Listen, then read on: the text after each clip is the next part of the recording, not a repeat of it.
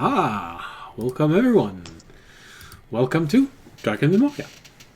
And for those who might be wondering what this is, well, it's Dungeons and Dragons. More specifically, a group of people playing Dungeons and Dragons. So this is, and now it's shocking, isn't it?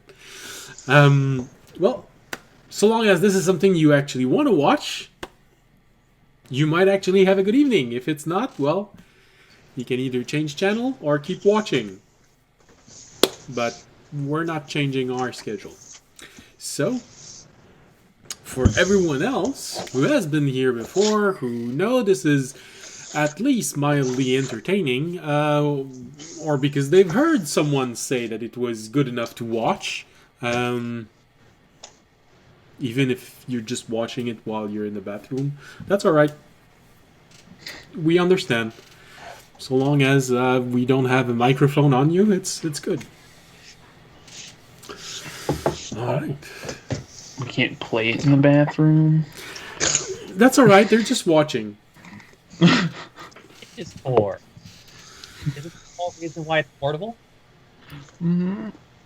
So you can play just me? No? Okay. No, I think it's because we're still having a little bit of problem with your feed. Maybe it's where you are in the world. It's a little mechanical. Your movements are more mechanical than usual.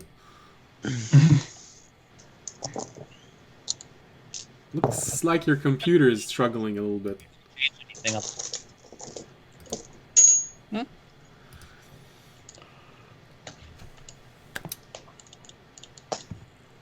Alright, well, this is the wonders of live play. You know, for some reason, you get up one day and your computer is not cooperating. Unfortunately, it happens. But alright, so, if you're still here, or if you're about to get here and you're not going to hear that message, well, too bad, you just had to be there when it was. So, for everyone who's here, welcome, it's a pleasure to have you with us, and I hope you will have a good time throughout the evening, or morning, or late at night. You've seen the statistic. Apparently there's one person listening to us in Russia. So whenever it is there, have a good moment of the day. And I hope it will be a pleasant one with us. But that's about it. As always, a little thank you for Chaotic Calling, who is most likely going to... well, I'm not sure they're going to raid us officially, but I think there's always a few people watching them, coming to see us, and if you're one of them, well, welcome. It's a pleasure to have you with us. There's always Kearney City Guild, who lets us post on their Discord page. You will have all the information below the window. If it's on Twitch, it's in the all of the panels. There's one specifically for thank yous. If it's on YouTube, it's in description below. And I have added the section for the music. So if you hear music or an ambiance that you like, this is where you can get them. It is a website where you can find and build music and ambiance. So, I think that's about everything that we have to say. Yeah. So, Remy, how's your microphone? Is it any better now? I don't imagine anything would have changed unless it just decided to be different. I think it's Nope. just... I think it's your internet connection that's weird. Because you're still very mechanical in your movement, but the sound was better for this one. Wasn't that great for me? It sounded fairly normal on my end. Wonder if Okay, it's- so now we know that it's not a stable thing. Yeah, that's See, right now, we heard you. Oh, yeah, I could we not heard do you that. talking the first 5 words, and then everything sort of went down to as if you had almost cut your sound completely. Maybe Ramey's just reciting conversation from behind a door. He's still very scared, you know. His voice cuts out for some reason. Just ignore me for right now. Figure something out. Okay. All right, so let's jump in immediately. Last episode, the party went through a very traumatic experience. They just left the garden to go on their vengeful quests of becoming an official thorn in the side of the hunter cult. They'd been walking for about a day when they suddenly started to feel the influence of the twin new moon, in the sky. Only one day every year and a half are the two moons missing in the sky. They're both new moons at the same time, and on that day, well, dark influence can creep up into the world, and they were victim of this little problem. They all started to see different things, believe different things, felt the urge to follow specific commands. They all turned on one another, tried to kill one another.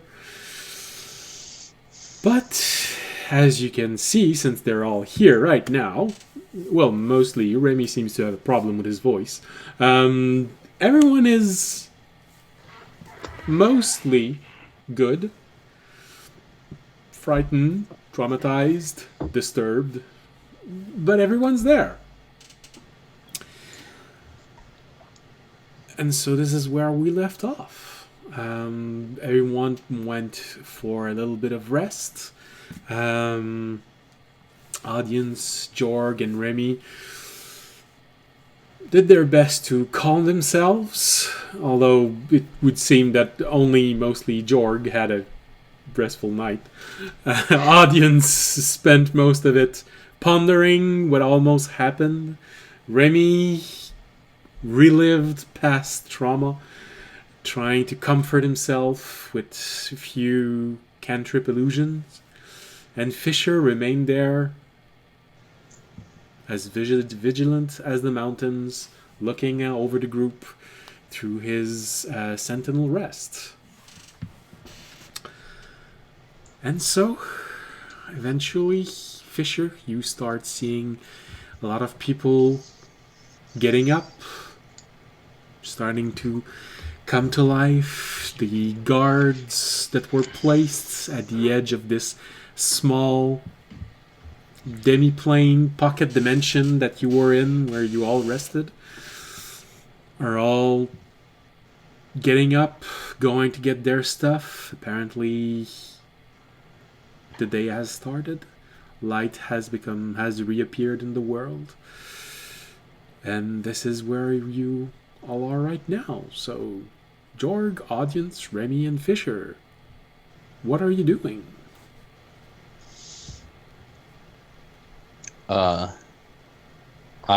First off, I switch Terranad from history to Arcana. Okay. And then You feel the changes being made throughout your sentry rest, and just as you start moving again, you feel all the connections cementing in themselves, and the knowledge of Arcane is once again shared by your mind and Terranad's mind.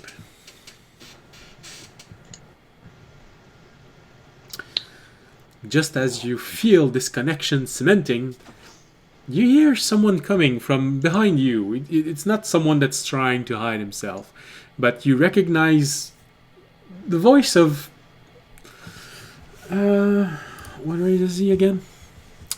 You recognize the voice of a gnome who just approaches you and go, "Woo! Oh, I think you're starting to rot, man. Oh."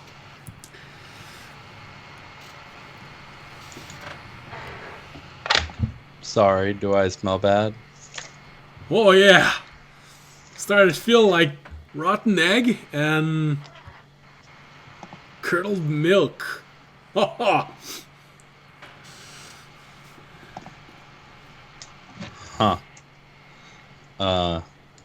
You sure that's not you? No, it's getting pretty strong the more I get close to you.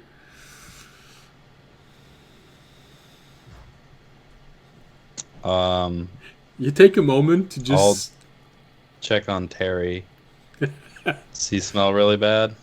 Well, one thing that happens when you take your backpack and put it in front of you, you start smelling this faint odor. And the moment you take the box out, oh, yeah, something smells like cheese in there, and it's coming out of the holes that you made. I open it. You Is he open- dead?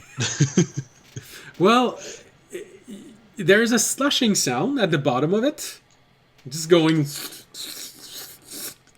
When you open it, there's a thick layer of really foul-smelling liquid, and you see Terry completely wrapped in sort of a small ball.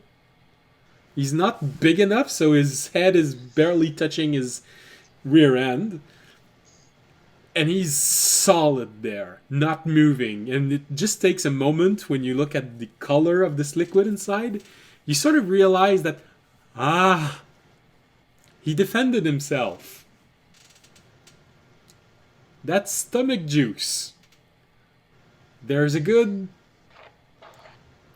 a quarter of an inch of stomach juice slushing at the bottom of this. It's most likely been there for 6 hours. Yep. That's pretty gross. Well, do I have... You do notice that the inside of the box is now extremely smooth.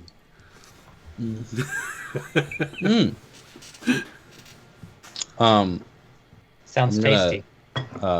just gently poke him.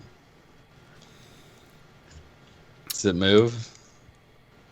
You make a. I'd go with. I'd go with insight. Insight? Yeah. That's cocked. Hey! 17. 17, alright. So you just poke him, and your initial thought is that, oh god, he's completely solid. Is that the initial stage of death? But then you realize that he sort of twitches a little bit. No, he's simply that all of his muscles are completely contracted, and he is as hard as he can make himself, wrapped in a ball. Usually when animals do that, it's because they're scared beyond belief. They are sure they're about to die. I am going to dump out the... Well, actually, first, I'm gonna ask the gnome, you a vial or something with you? Of course. Can I have it? Alright. You see him rummage through his things, a sort of a belt pouch that he has, and he opens one pocket, and here, I'll even give you 2. Thanks. But remember, one day I might ask you them back. One day. Okay. Sure. And I will try to pour the stomach juice into one of the vials. Okay, well that's easy enough. Your dexterity isn't all that special. Nope. No, it's average. All right. Well, you try and gently pour some inside of the vials, and there's a little bit that spills, falls on the ground and on your hands, and oh yeah. But yeah, you managed to fill. Is anybody still sleeping? Well, I'd say because Remy has such a high passive perception, probably the moment you played with the box, slushing the liquid inside, and even more of the smell got released, probably Remy got woken up by this. Very unpleasantly. And I even go so far as to say that, yeah, Jorg also has a fairly high passive perception, so not immediately, but, when you start pouring it into a vial, that would probably be the moment where you just hear him go, "Oh, what's that?" Well, in that case, if those two are awake, as soon as I spill some on my hand, I will wipe it off on audience.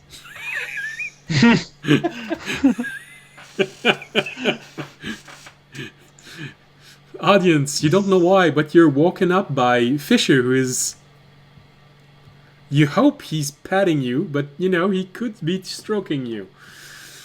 It's weird to tell with those living machines.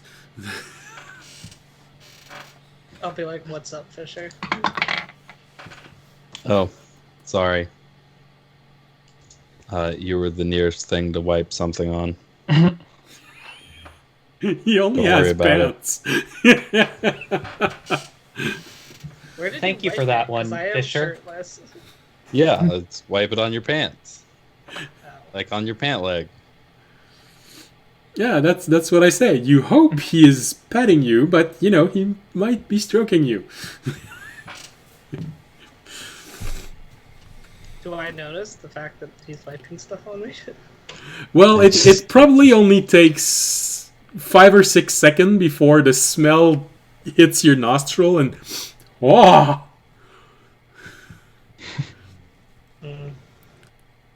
Usually you stay away from those when someone handed you this.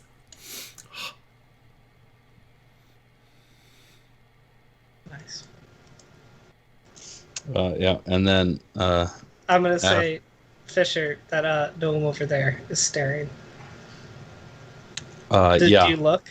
Do you look at the gnome? I did earlier when I talked to him. What do you mean? But do you look when I say? Do you look when I say it? Oh yeah. Oh, okay. And then I hit him. Hard enough to cause damage, or just a slap behind the head? I mean, maybe like a couple points. Not like too hard. Okay. No, it's not like light. All right. Then make an attack.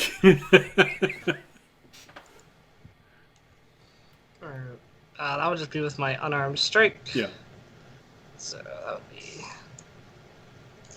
Do I get advantage because I made him look away? Sure. Okay, that's good. Audience Doesn't is going to matter. I rolled a 1 and a 4. Audience is going to do Battlemaster ability. Audience is still waking up. Audience is not. Audience is very asleep. Like, he's groggy. His strikes are not. So he turns around and you punch him on the shoulder, and you have this moment of, oh, that's right, he's got armor built in. Oh my God, That'll Sam. teach you. Sam. It's like what happens when I hit you.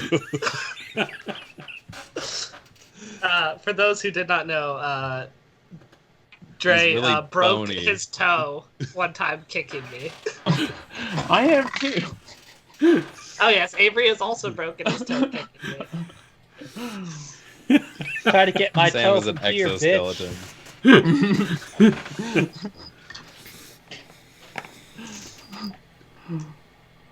Anyway, I hit him, but I guess I don't successfully do any damage, so...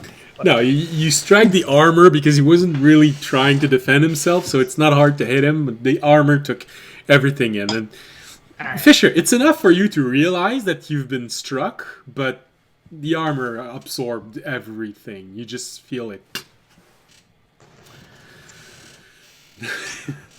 Audience lets it go. He's like, whatever. I turn back around. Is that one of those friendly pats on the back I hear people talk about? Yes, that is what is considered a Dragonborn society. A friendly pat on the back. Cool. I do it back to him. Say. Going with the duplicating the result or what you believe was the intent? The result. The result. Then you don't have to roll. It's just a gentle...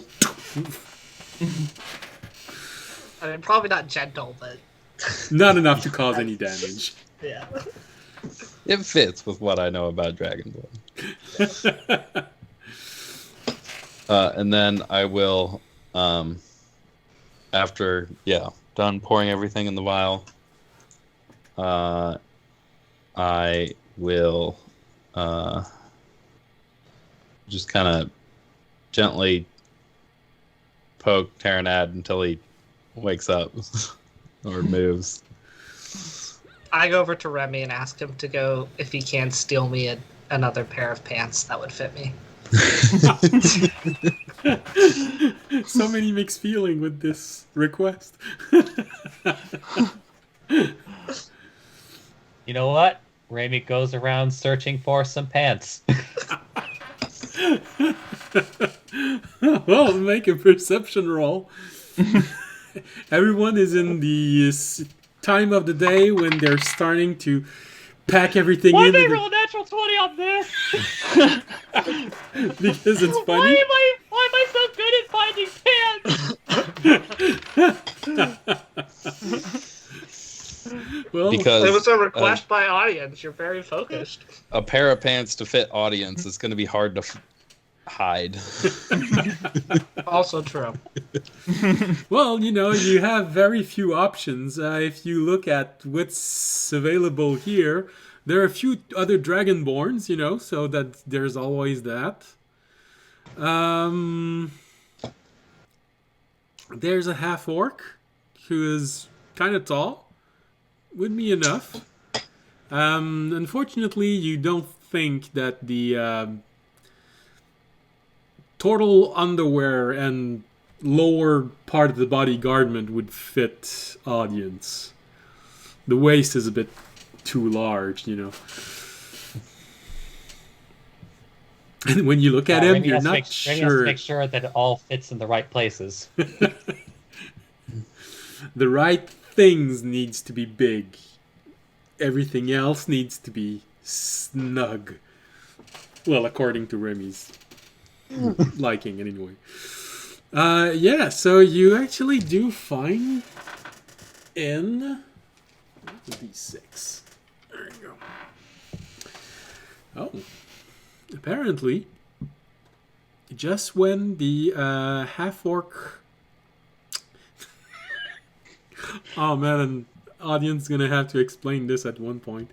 For some reason, you find while the half-orc ranger is putting things back into his backpack, he left a bit of clothes on the side.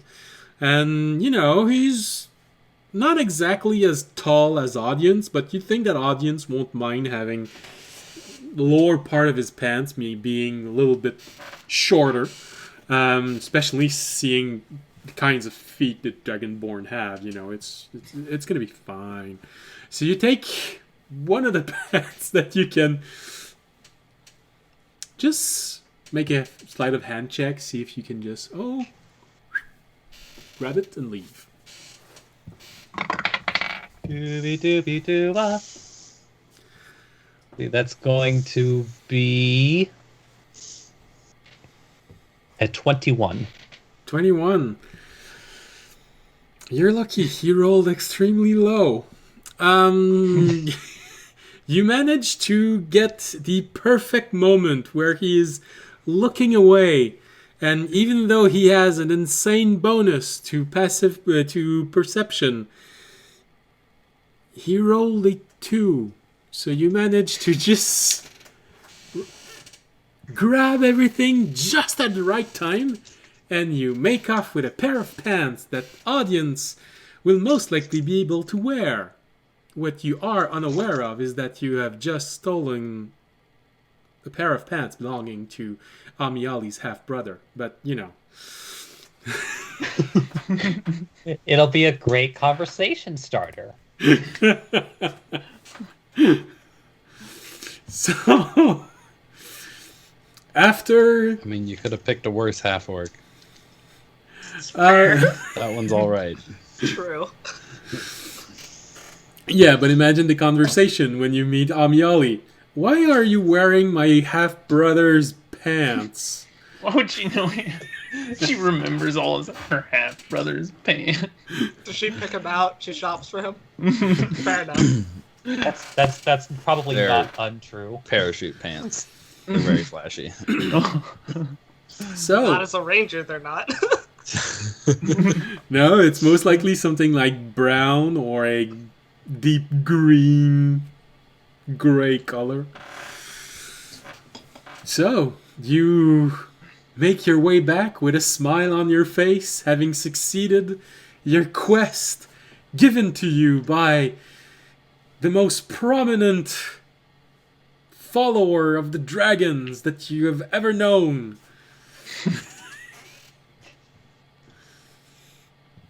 And after maybe Just like 20... presents pants to audience. Proud look on his face. Thank you, Remy. Good work. I knew I could count on you. His Audience eyes will sparkle. proceed to Make an intelligence find a roll. place to change into his new pants. Make an intelligence roll, just in case. I need to make an intelligence roll? Yeah, Okay. I know That you will love be- them. To figure out how the fly works on these pants. No. Ooh. Is it? I don't know. Is that a 5? I can't even. That's a 6. Yes. Okay. All right. No, that's all right. It is quite normal for you. I don't know why you've only succeeded very well. I think 2 intelligence rolls since the campaign started. I think we're up to like 3 now. I think we're up to like 3 or 4. Maybe 3. It's like 1. It's like 1 in 10. It's like we're at a like 1 in 10 ratio. Yeah, his intelligence rolls are my wisdom saves. Yeah. So you notice nothing. You see the pants, you put them on. Just like I said, they're a little bit short toward the feet, but since your feet look so weird compared to everyone else, yeah, that's all right. You weren't expecting a perfect fit. There's, after all, only 3 other Dragonborns in the group, so... Stealth immediately gets raised make by a 3. tire, a tail hole. I don't have a tail. Oh, Dragonborns mostly look like humans with heavy draconic features. Unless you're a specific subrace in Wildbound. Well, I do allow it. So audience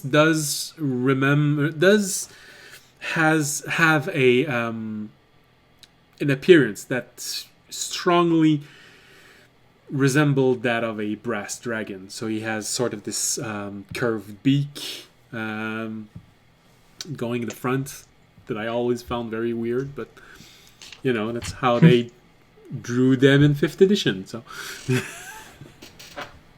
it's normal for everyone else. But yeah, generally, Dragonborn have heavy draconic features. They look like draconic creatures, but unlike kobolds, they don't have a tail. But they can spit elemental power and are 3 times as tall as kobolds, so and as wide as 4. Alright. I will I will leave my old pants at the campsite. I'm not going to bother trying to take them with me. You mean you don't want to wash them? Nah.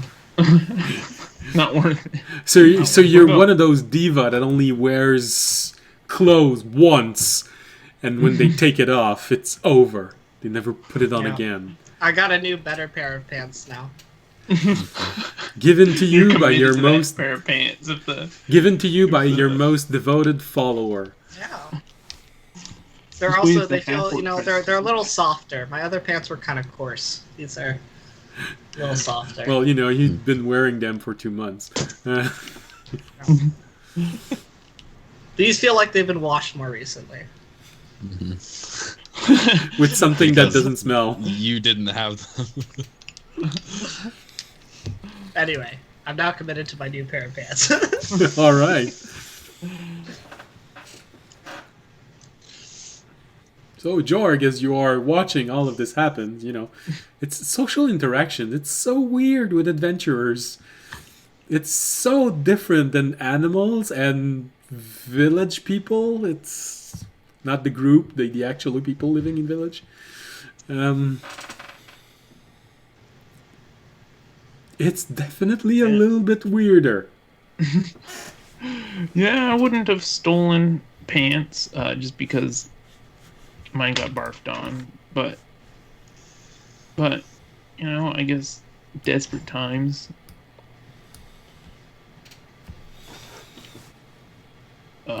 You could give him your old pants. At least then he's got a pair of pants. I assume he has a pair of pants. I'm not going to be rude and give him dirty pants.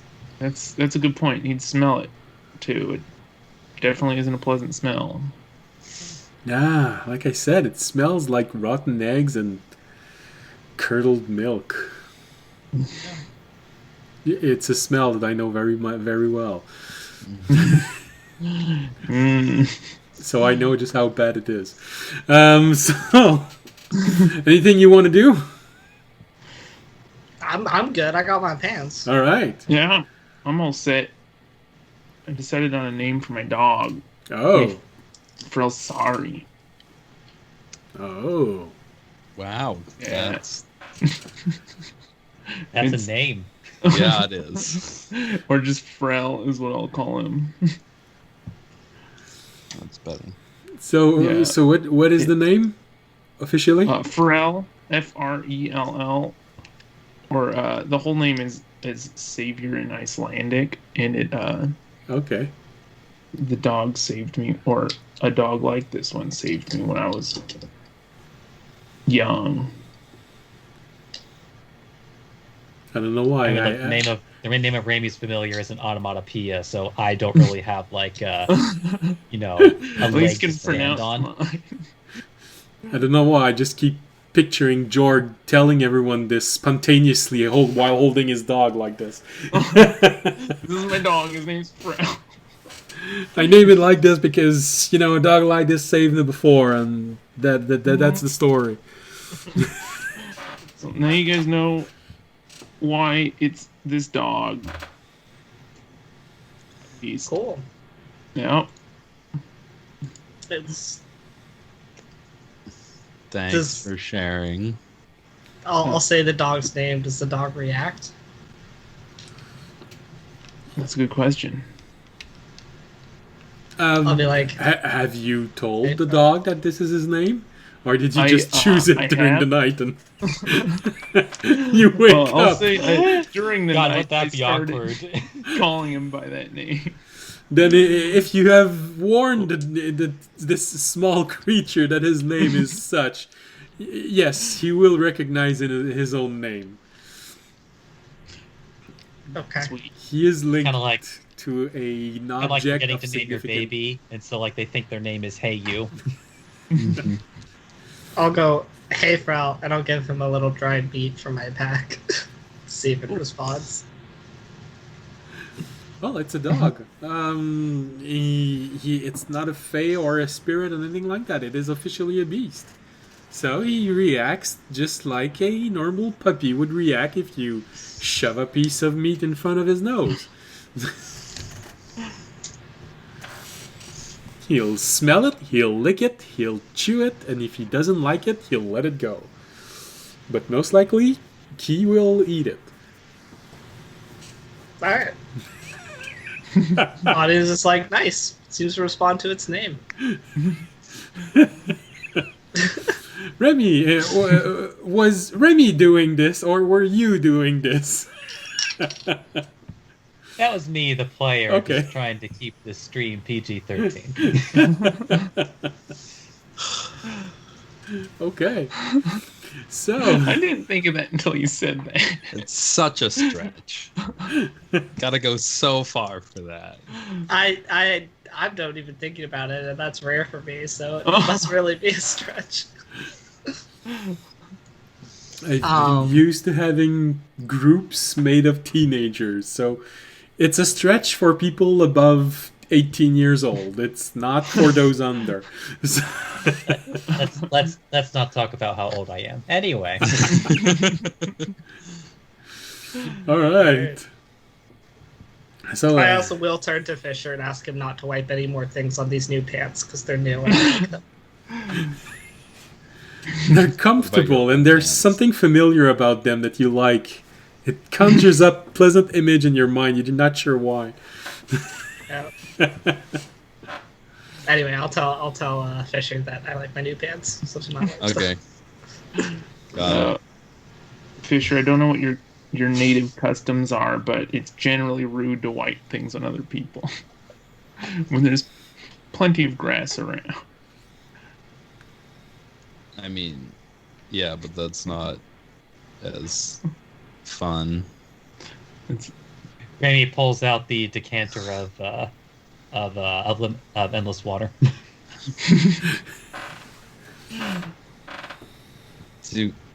Is there a hole in his old pants now?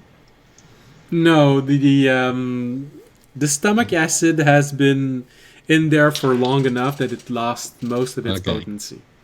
It's no longer good enough to damage someone, but you could probably sour milk in a few moments if you just poured it in. It sort of has the same potency as vinegar right now. How's the car? Right. Or car? Actually, you know sorry. what? Just because of the Box. smell at this point, and since he has the decanter out, Remy just walks over to the pants, pulls off the cork, holds it over and just keeps repeating the word in a gnomish voice: "Stream, stream, stream, stream." And so you get this stream of water just soaking the pants.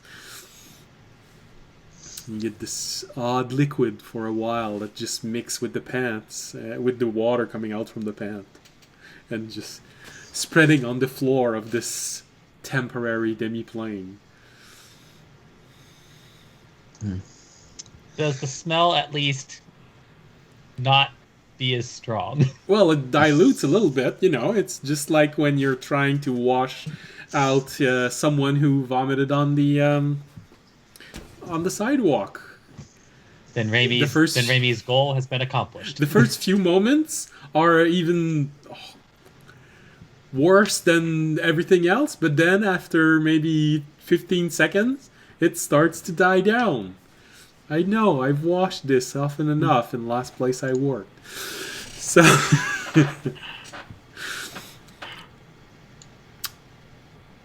So it eventually does dilute and dies down, and everything seems to be okay.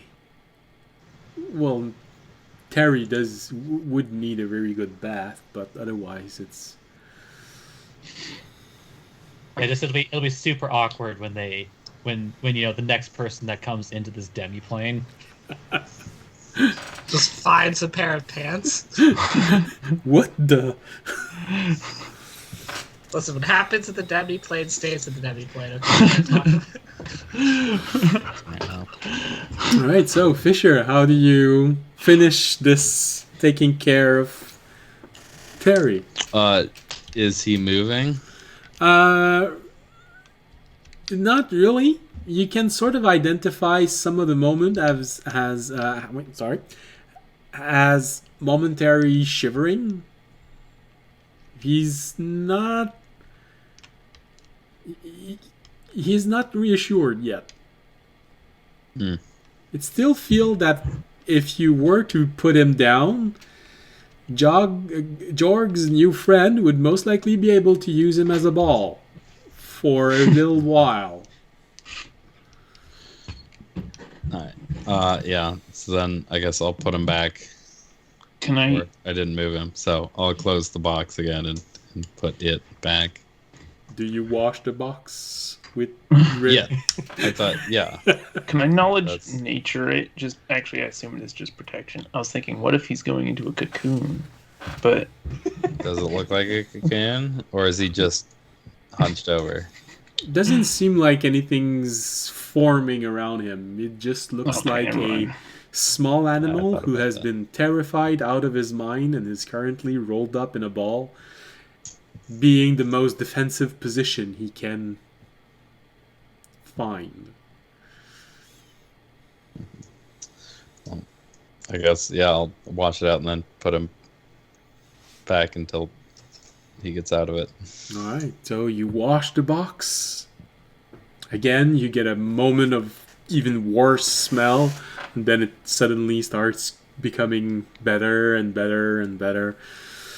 And eventually, you smell the box, you can still feel this residual weird smell, but it's no longer something that feels like something died in it. But it's hard getting that kind of smell completely out. Especially since you had a wooden box. And wooden box tend to soak up some degree of smell when you put a liquid in it. yeah, did the box get affected by the acid? A little. Like I said, the inside is completely smooth. Nice. The acid was strong enough to just polish the inside of the box to the point where it's nearly marble smooth. Polished marble smooth.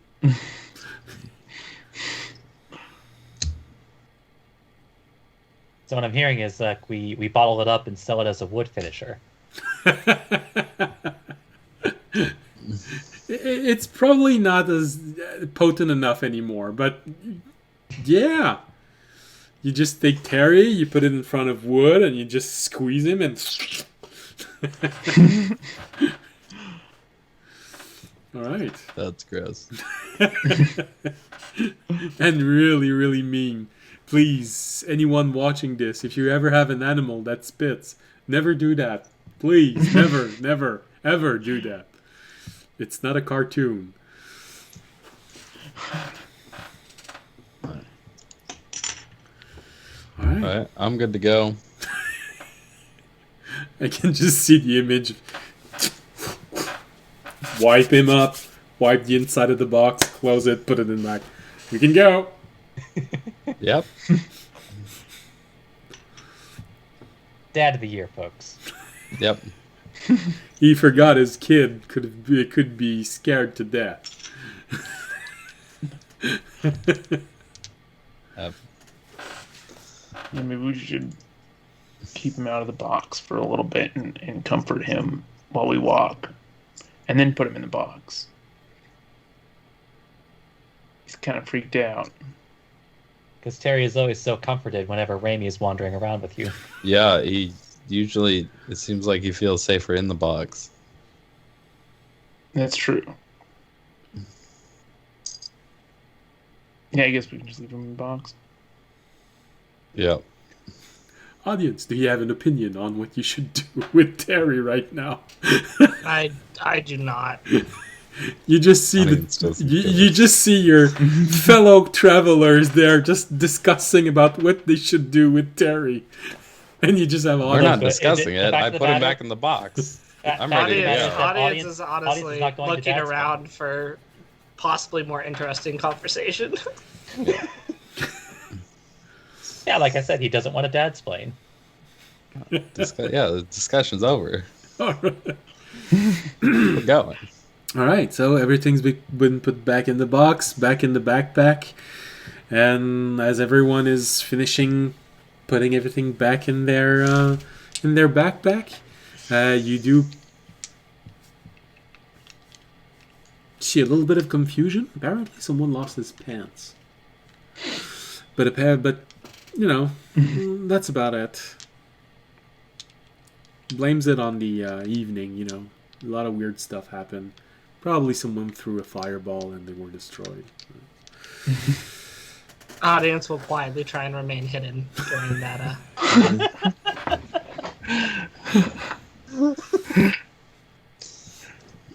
So everything has been packed up. Everyone slowly leaves this small demi-plane, and the last one to leave is Neisa, who simply locks the place again, and you see the door. Before you Yep. dismiss it, like, do you make a new one every time, or do you bring back the old one?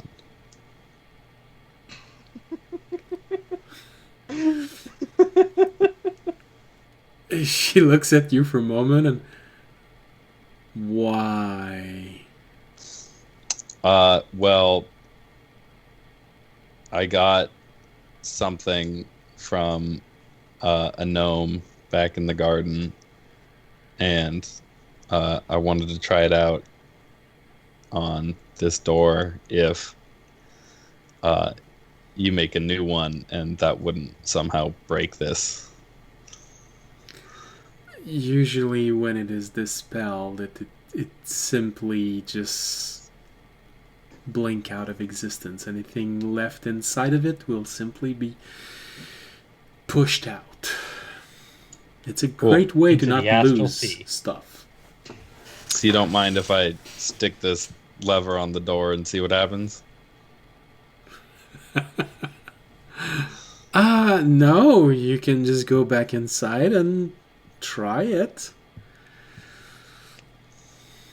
Yeah, I'm gonna do that. So everyone just leaves, and you are the last one to leave.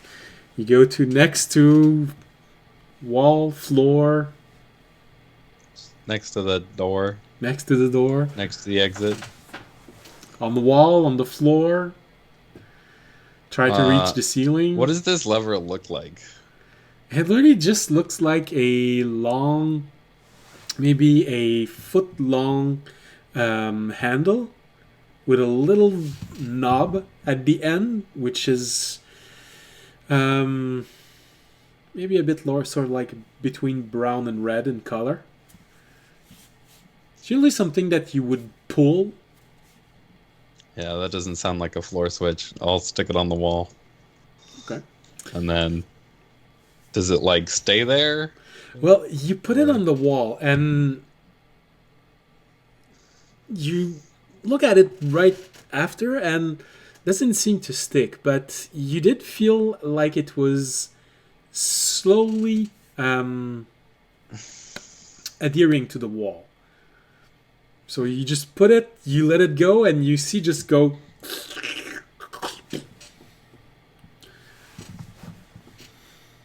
Maybe you have to leave it longer.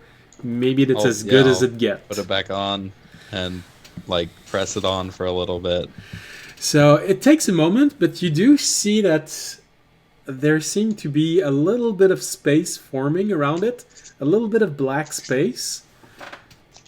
And when this space appears, it sort of makes like a ring around the lever where it's connecting with the wall. And there's just a little bit of black space around it. And when this happened, you let it go and it stays on the wall. In what position did you place it on the wall? Facing up, straight forward, downward? Facing up. Facing up, okay. And then I will pull it down. Pull it down. So, in a place like this, what would it do? Bye, guys. It's nice. Make a dexterity saving throw, 8d6 fire damage. times 2. All right. In a place like this, pulling it down. Do you pull it all the way down or to the center? I'll pull it all the way down. All the way down in a single shot. Okay. So usually that would do this. All right. So you pull it down, and then suddenly you see everything becoming blurry around you, and you get shoved out of the space, and you just see the door go.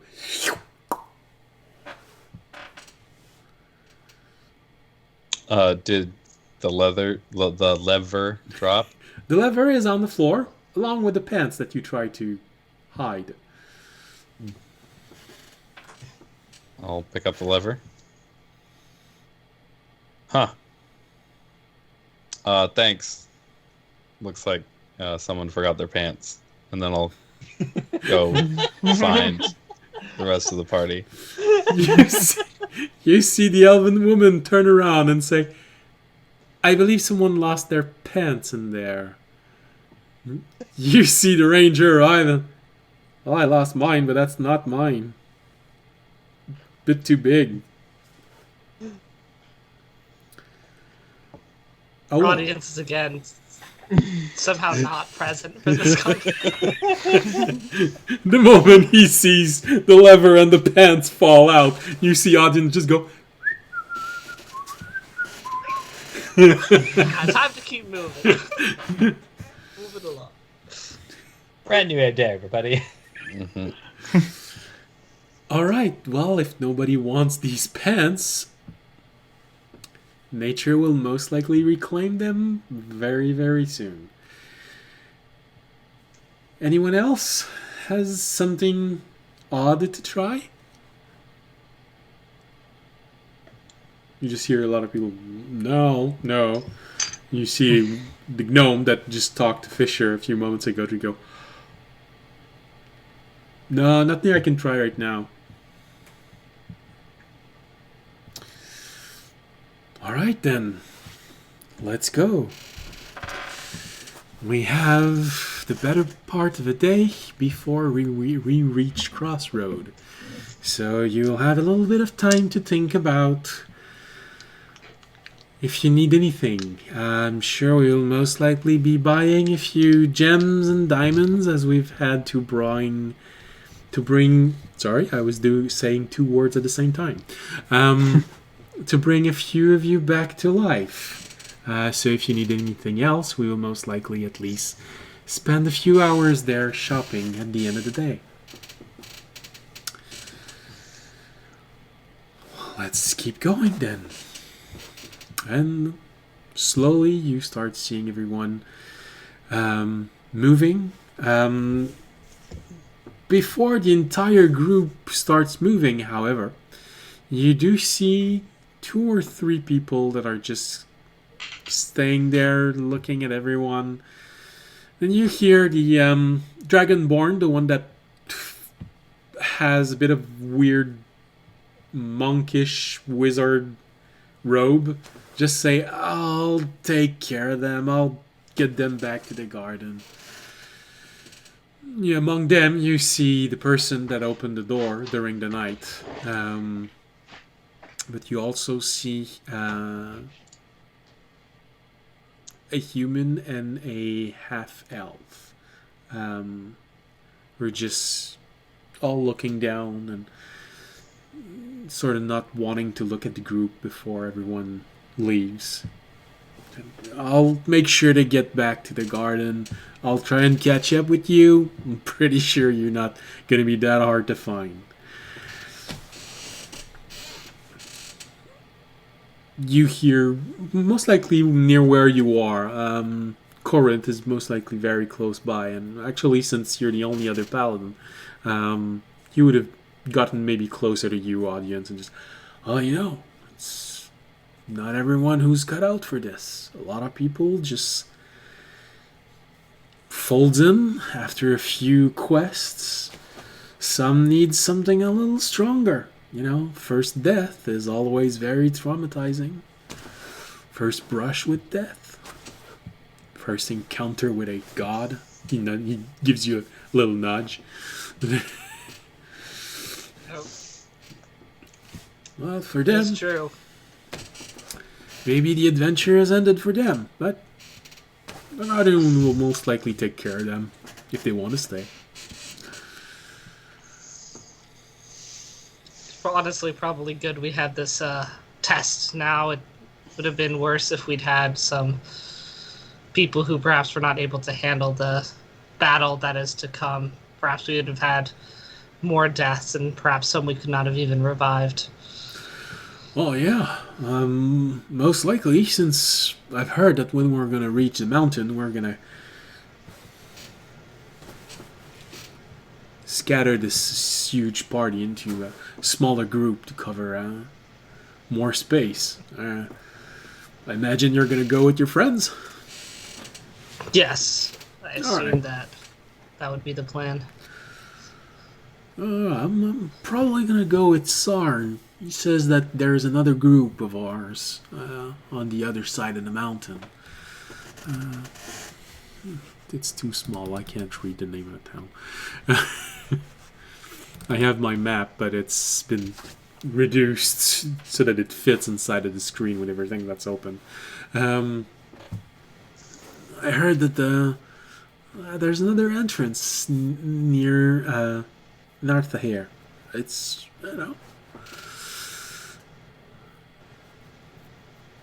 could be a good way to also take them from both sides. Would make sense. Set up a flanking maneuver. Yeah. I think most of us, a little bit more experience, are gonna go that way when we reach the mountain. And Sarn, he can just get us over there. If not, me and Nisa, we both have these mounts that we can use. Just fly above the mountains. I actually recently got a spell that I could actually summon a steed, but I haven't actually tried it yet. No. Any idea on what you want to have? Well, I don't think I can get one with the ability to fly. But No, not yet, but still, you're petitioning your god for this. He most likely, unless he's very selfish, is going to take into consideration what you might want. You don't. I've honestly not given it too much thought. That is perhaps something I will do this evening. You should. Try and get something that reflects you. Just not a plain horse.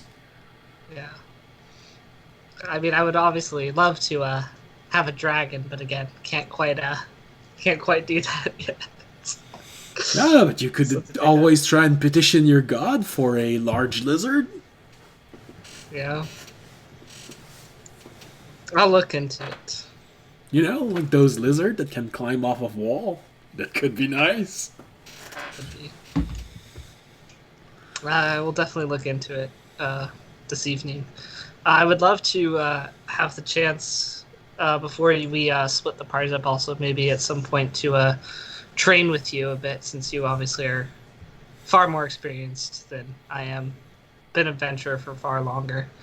Would love to maybe learn a couple things from you. Sure.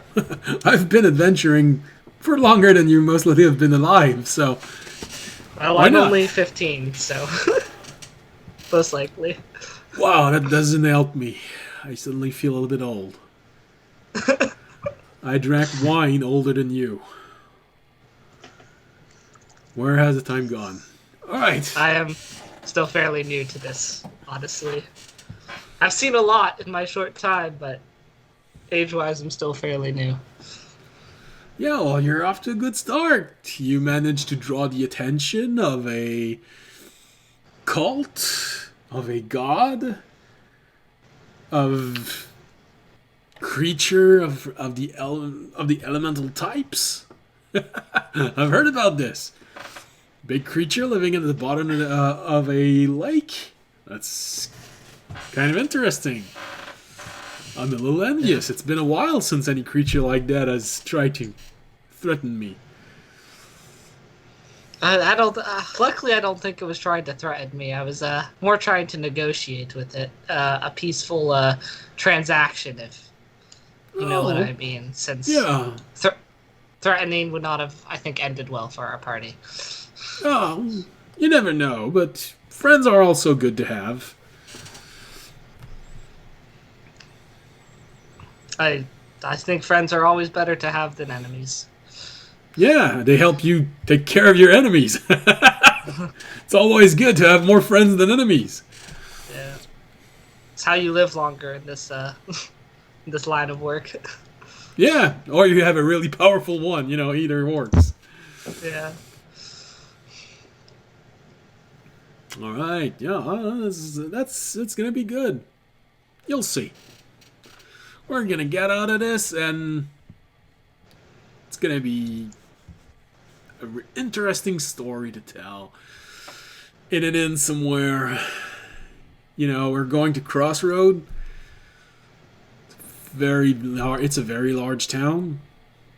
Should probably have already become a city by now, but it's between the two largest city of this island, so it's having a little bit of problem becoming its own thing. But hey, after all of this is done, after you've went inside a mountain and rooted out a cult, I'm sure you can tell a few stories inside an inn. Get a little bit of attention from the crowd. Sure. I'm excited to see what's ahead. Also, this cult has obviously been a plague on me and my friends for quite a while, so glad that we're finally taking the fight to them instead of them, hunting us at different intervals. Yeah, the hunter becoming the hunted. Yeah, that's why I went and talked to Corvant about this. I thought that a ranger might, especially one like him, who is such a fan of irony, would appreciate the concept of the hunter becoming the hunted by those they hunted.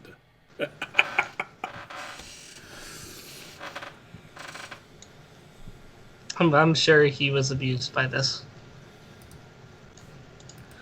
Oh, well, I've heard they had a few encounters, but, he's mostly been adventuring with Amiali. So I've heard she had quite a lot of fun making sure that they didn't have fun. I'm sure she did. I mean, that was how I first met her. Really? Yes.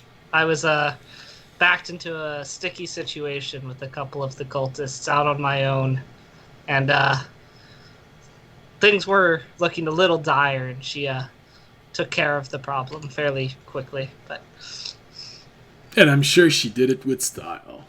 yes. She's a bit like that. She likes impressing people. Pressed me, so. Then it worked. And he gives you a old turtle paladin pat on the back with this. It hits you hard enough that you just stumble one step forward. Luckily, Yeah. I have a big dragonborn. I'm used to it, but yeah. As I said, grew up. That's how dragonborn greet each other. Fisher, you're just at the range of earshot of this, and yeah, I've seen. Just learned that this morning.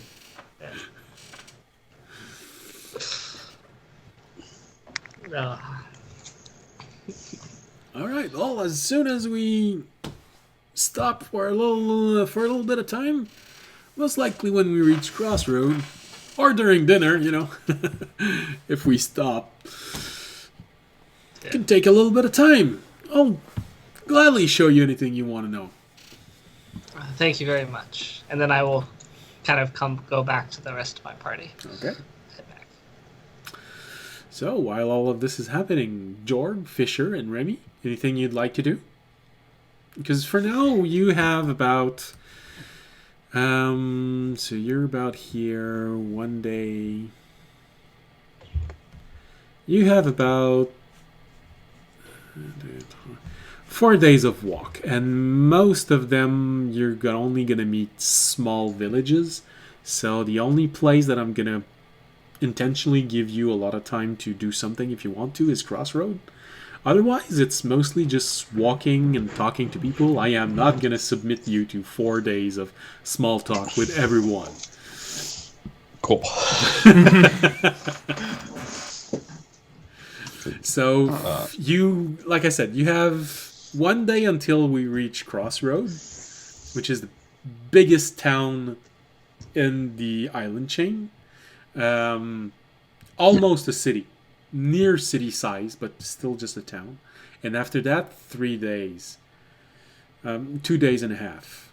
So if there's anything you want to do, you want to add, you want to talk to someone, just tell me. Otherwise, it's going to be a fast forward throughout all of this. Because like I said, when you're moving with 12 other adventurers, there's not a lot of people who will attack you. Just training. Okay. Yeah. So, Jorg, you most likely find Sarn, Fisher. Yeah. You have your new master and his apparently best friend. You're not sure if there's a blood relation between them, but they always are together. They're, at the very least, they're traveling adventurers that have known each other for a very long time. So, Kayazin, the Dragonborn Warlock, not Warlock, Eldritch Knight, sorry, and the Kudown, who has a similar field of expertise, but he is actually the warlock. You will see him a few times, especially when Kazan wants to show you something that he needs someone a little bit more experienced who actually knows what's going to happen. So you've seen him summon his blade, just out of thin air. You know that this is not exactly what Eldritch Knight is, and the only other discipline you've ever heard of someone just being able to do that is the warlock. His blade is quite beautifully made. The blade itself, where it should be metal, seems to be some sort of crystalline material. The blade itself is a very dull, near black color, but it is a long sword, a dragonborn long sword, almost to the point of being a great sword. So it's in the place where it's a bit confusing when you look at a sword and you say, "Oh, that is a great sword." Then again, maybe it's a long sword. It's at this weird point between the two. One thing that you do notice as they often talk is that Kudown often refers to himself as being tempered, but one thing you do realize when he's talking is that he's not using this as an adjective. He's using this as a noun. He is a tempered, not tempered. Mm. And he refers to his friend Kazan as an untempered.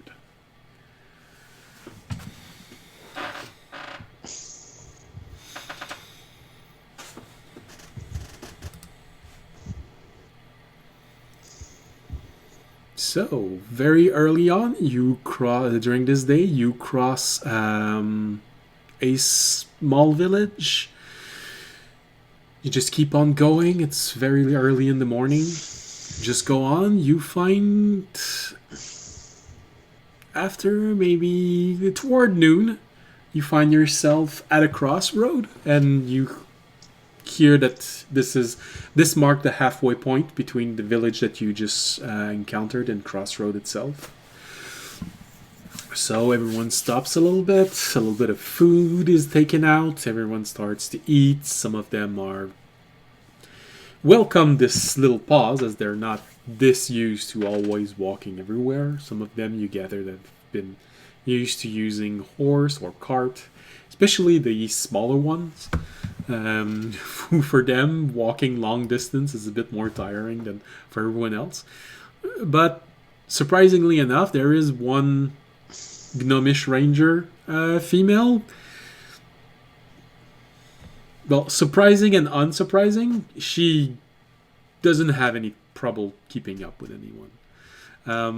Audience, well, actually, Audience and Fisher, you'd both recognize this gnomish female as the gnomish female who entered the garden with you. That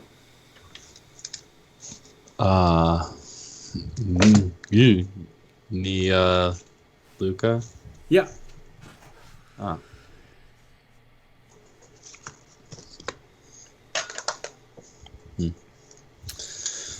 Her full name being Nia Luca Lightfoot Shadowstep Cuddlehog. So, you keep on The third.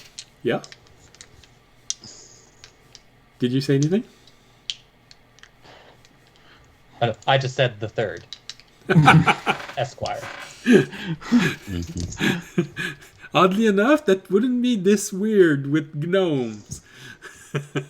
Someone named exactly the same 2 other times before.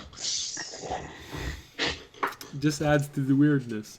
Alright, so you keep on walking throughout the day, and toward the end of the day, as the sun is slowly setting, you arrive at the town of Crossroad. It is quite a large town. It is a fortified town. There is a wall around it. All of the major cities usually have a minimum of 3 tiers. The castle, an older part of the city, and a younger part. This one only has 2. It doesn't have a castle, but it does look like it has a lord's manor. So building more prominent, usually where the lords go. The lord go when he's there, or the mayor of the city when he's not there. It is a fairly large. It is right in between Otanel, who has a skyport, and where's my mouse? And Narteir, who is the northern port and where the royal family lives. So it's right in between the 2 main commercial access. It has access to almost everything. But it remains just a very large town. So, is there anything you'd like to do in this town? Is there anything you'd like to buy, sell, trade? Something you feel you're missing? After arriving, it's only going to take a few minutes before you see clerics go off, try and find a place where they can find gems. Could I have swapped out Chromatic Orb for Chromatic Strike by this point?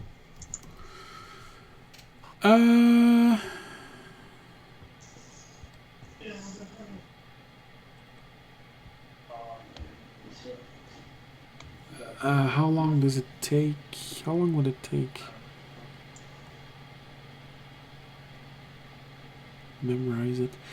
I'd say it would be at the end of this day.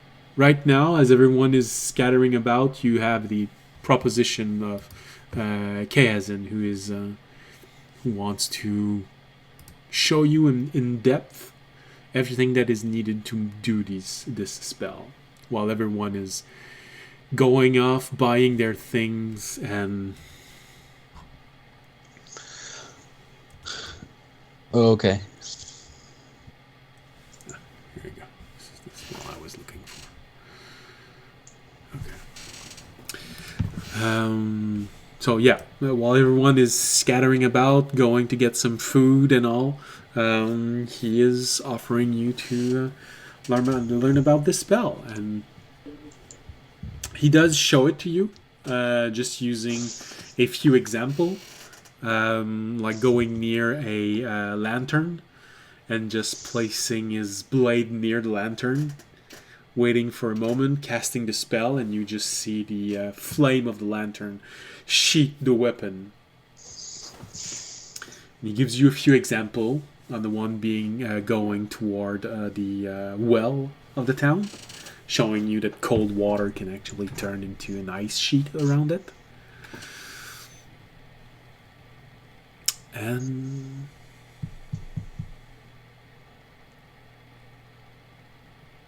no, that would be it for him. He can't show water and fire. That's all he would show you for now. Telling you that this spell can draw energy from other source. Poison, acid, basically every source of energy that would cross with chromatic orb.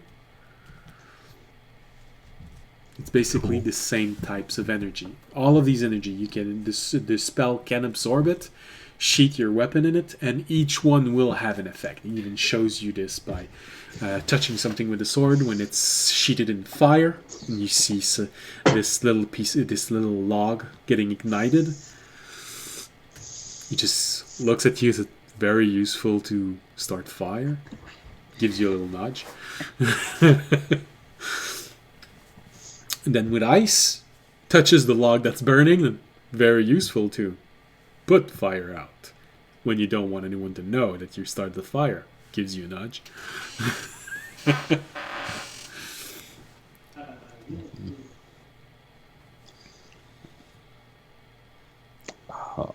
Cool. By the time we're done, is it late enough that shops and stuff are closed? Well, if you're accepting to do this just as you arrive, most likely. But if you want to go buy something before this starts, he's just gonna go set up while you're doing this. Right. I was just thinking to get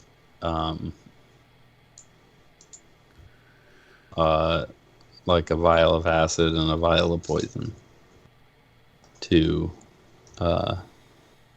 trigger the spell with. Well, you can always ask Remy to go and find those. I'm sure he knows where to go to buy acid and poison. Yeah, before I go train, I'll track down Remy. Remy, can you... I've got to go train real quick. In the meantime, I'll give you my diamond that I used for chromatic orb.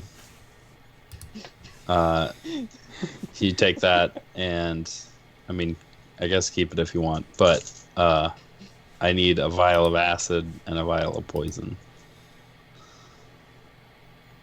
And let me know if it costs more than that. Should. I think I got that one for 50. Or it's supposed to be worth 50. I think someone stole it for me. Yeah, I think... Many sorry. No, that's alright. I was just gonna say, yeah, I think that was it. So, go ahead. Yeah, Raby kind of like gets his eyes lost to the diamond for a second, shakes his head, and but then nods. I mean, there's probably something wrong with it anyway. Couldn't seem to hit anything. So, but don't tell whoever you're pawning that off to. You know what, Draken? Just for fun, can I roll like an investigation on this diamond to confirm these facts? I'd say, I'd say, and if you have tool, I can even give you advantage. Do you have a jeweler's kit? I do not have jeweler's drawers, no. Okay, well, yeah, sure, you can roll. I mean, who needs proficiency and advantage when you roll a 19 on the die? That's going to be a 25. 25. All right. So, as far as you can tell, where is he? As far as you can tell, there's nothing wrong with this gem. You look at it, you try and evaluate it, and you can't find what's wrong with it. Maybe the point is not exactly, it's not a very high quality gem, you know, so maybe there's an imperfection inside of it, but as far as you can tell, it's, you know, it's not a overly impressive gem, but not a bad one either. You'd say that it's worth about what Fisher said. So as far as diamonds go, it's maybe a little lower quality, but yeah, other than that, it's good. You'd use it for a spell. Yeah, Raimi, just like most things, he keeps these thoughts to himself.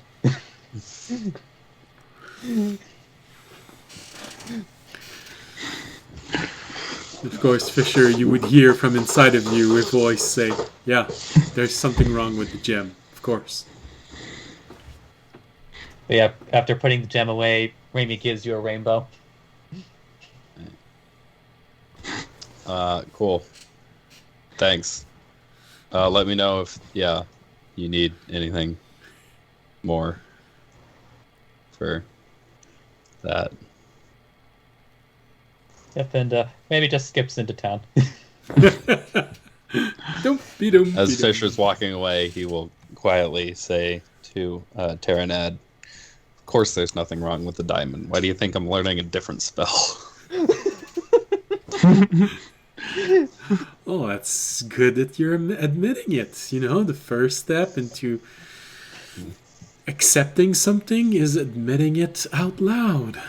I'm proud of you.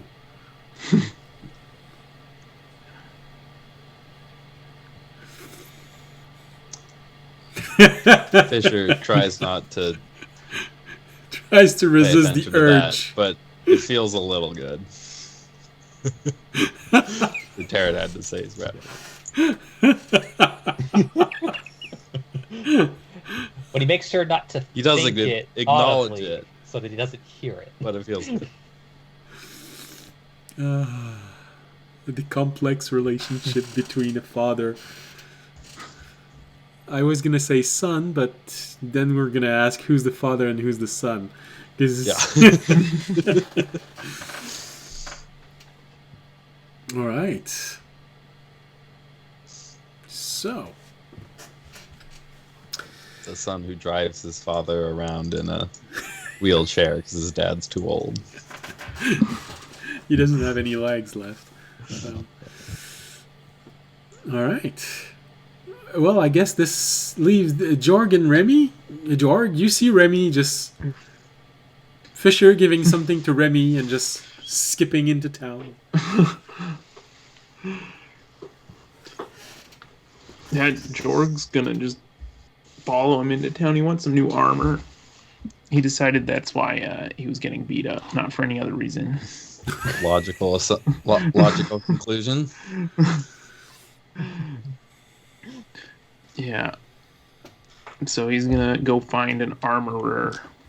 You mentioned that at the garden. We might have checked in on the Umber Hulk armor for you. Yeah.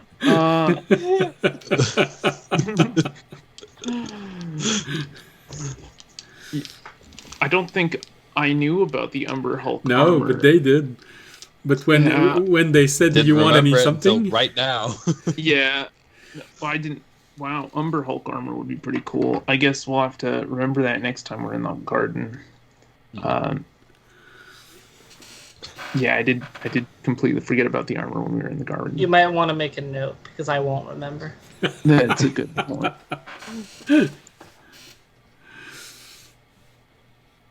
All right. So you go into town and try and find a studded letter. That or hide.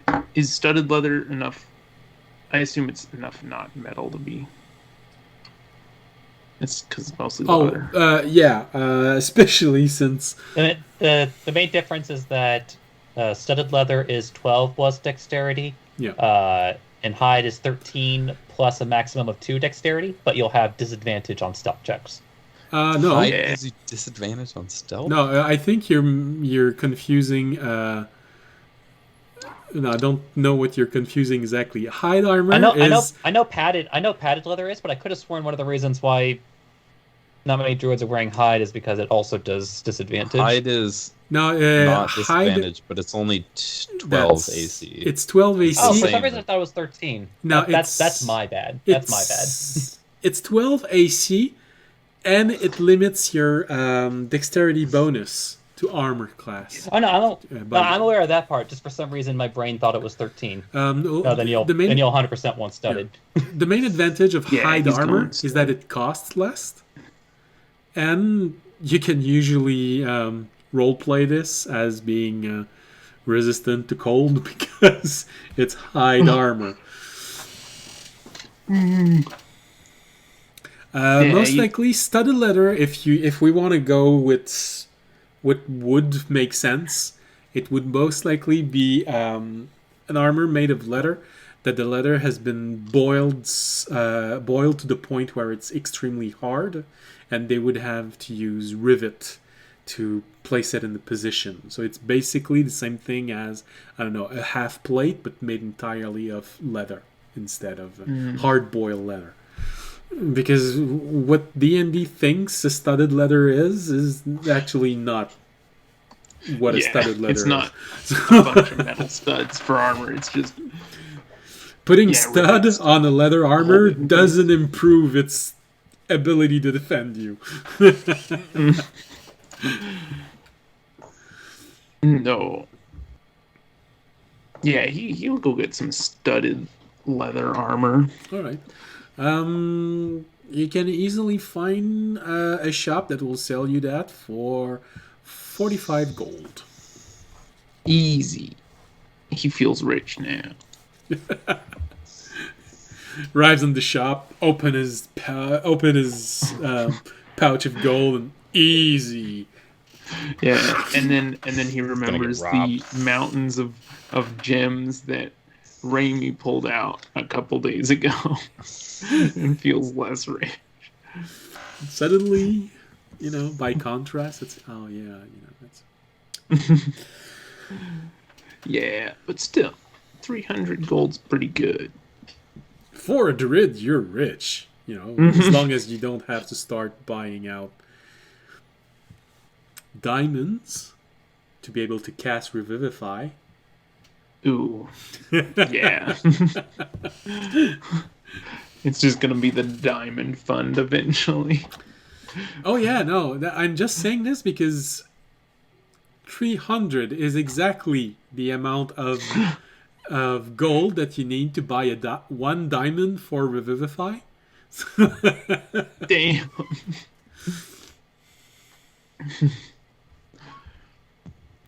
And since you are going to be the only member of the group right now who is able to cast something to bring back a dead party member, might be something you want to think about. Yeah.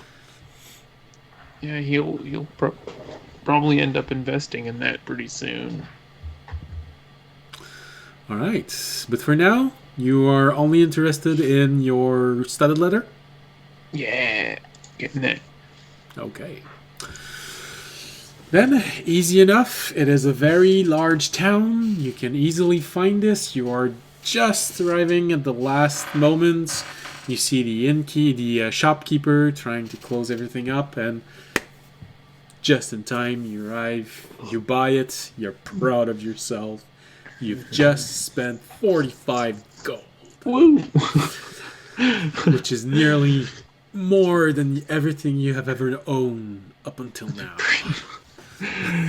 Yeah. You have never He's not one of worn this many gold on yourself before. Mm-mm. Feels good. I feel fancy. Remy, anything else you'd like to add to this, to your endeavor of finding poison and acid? I mean, like, Ramey's in a major town Yeah. with crowds. So, are you only going to try and steal from the crowd, or are you also going to try and steal your order?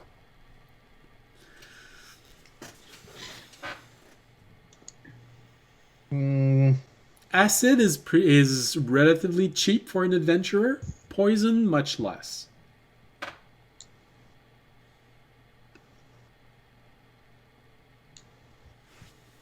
see.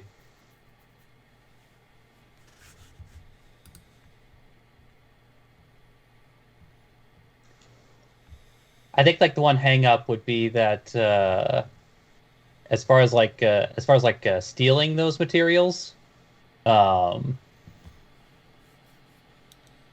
the issue would boil down to is probably buying them from thieves, and usually thieves are pretty good about knowing each other's tricks. I didn't say it was going to be easy. I just want to know if this is what you were going for to buy those. No, acid, you might be. It depends on what sort of quality you want. Technically, you could go into an apothecary and find someone who has a plant-based poison. Same thing goes with acid. There are some plants who have acid, but they could also be components to make potions. So you could find this in the apothecary or in a place where they work heavily with magical things to make potions. A potion shop. Yeah, it's a big enough town. There might be someone specialized in potions.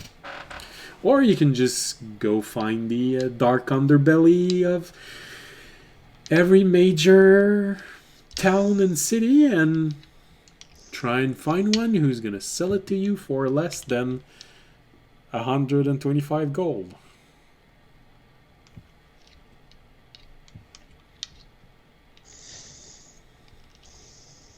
You know, when was the last time Ramey was actually in the dark underbelly? Well, technically, 18 hours ago. You were in a spell that was pretty dark. But Yeah, so essentially as he's making his way through the streets trying to find that underbelly, just swiping what he can from inattentive pedestrians as he's making his way. okay. Make a stealth roll.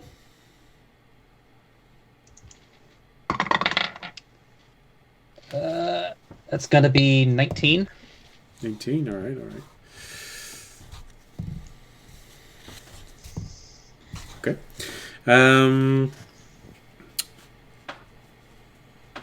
You seem to find yourself in a place where you believe you're well positioned.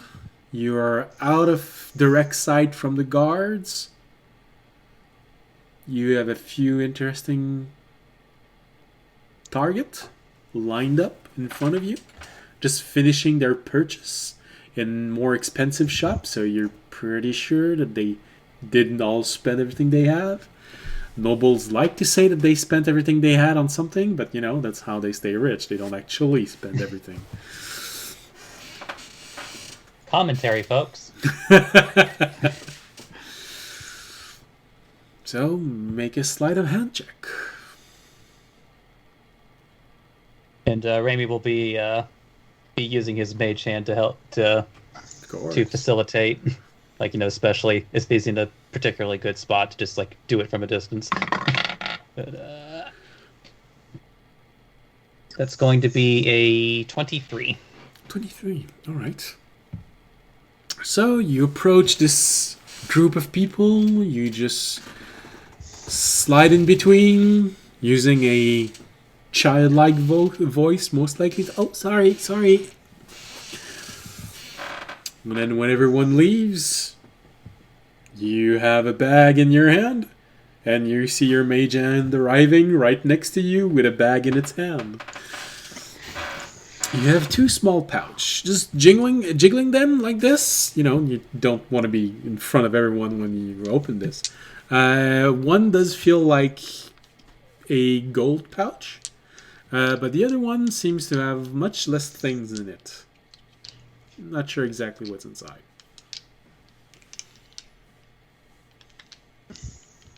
Okay, he'll put them both away for now. And Okay.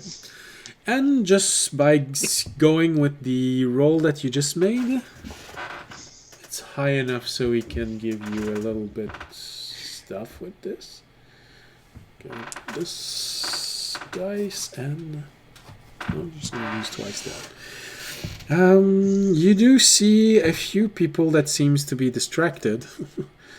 Okay. You find one who seems to be a traveling merchant. It's the end of the day, he most likely had a good day of business. Fortunately, when you arrive, you just slide in, you let your mage hand grab something and leave. But it really wasn't a lot. It most likely was the last pouch of the day. And inside, you only find 1 gold, 8 silver, and 16 copper in it. Sorry, the dice rolls weren't really good on that one.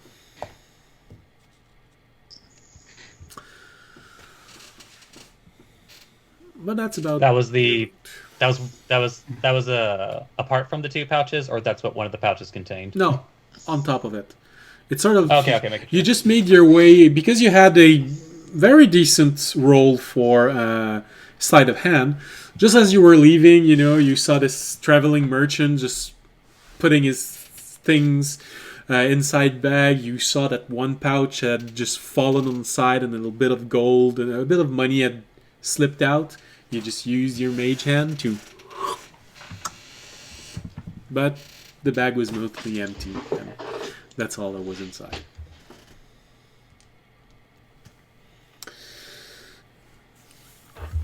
Alright, so... From there, he just starts looking for the signs, as it were. Not the literal, well, they're kind of signs. But... You arrive at a corner of the street and it's here for the underbelly of the town. Oh, yes, of course. The neon sign, didn't you know? Yeah. Alright, so you look around, make a perception roll, see how long it's going to take to find it.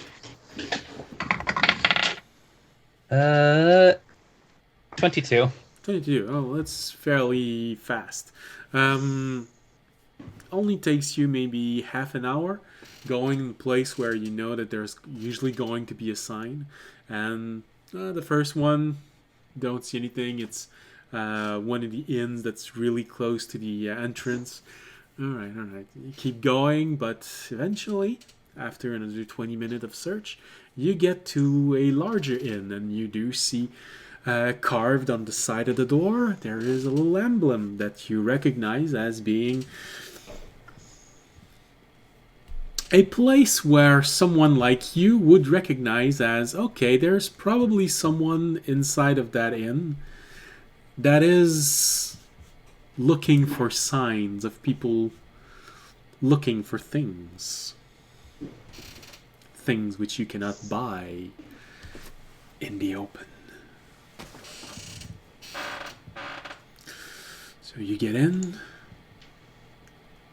You're used to seeing these things, so you easily scan the room, and with the perception that you had, you see this gentleman.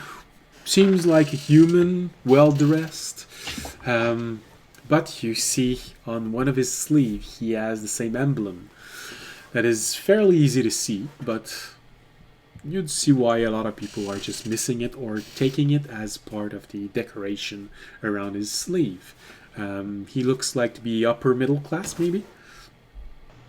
And as soon as he sees your eyes locking with his, he gives you a smile and gestures you to come. Well, let's see here. We have a odd fellow looking for something.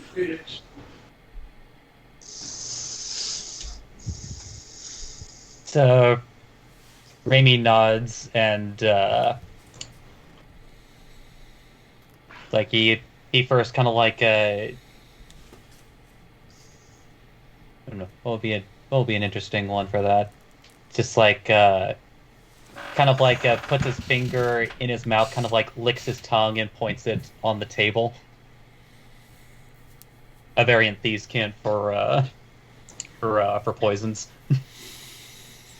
Well, of course, that can always be arranged. How much are you willing to give for such a tasty beverage? Quality varies, if it's the kind of beverage that a peasant would have, it won't be that much, but if you're looking for something a little stronger, something that'll really reach in your throat, make you cough a bit, maybe even, well, that's gonna cost you more.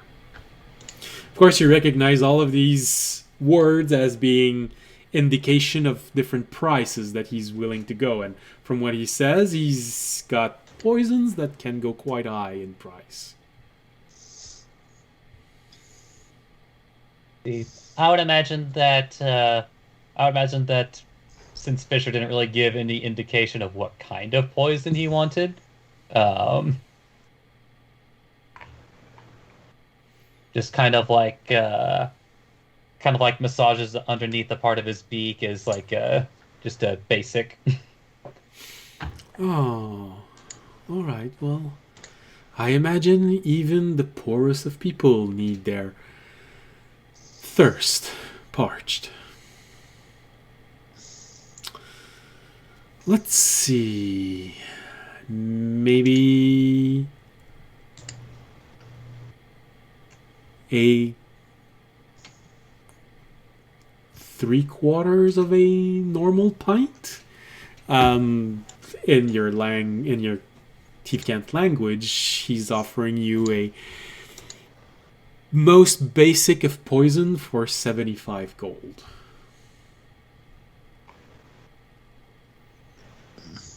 The usual price is 100 gold.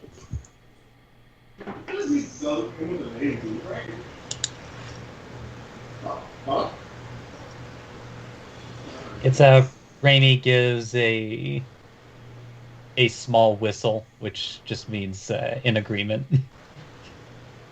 All right, then. In that case, just go to the counter and ask the nice person there that you have a special order from the gentleman at the other end of the inn.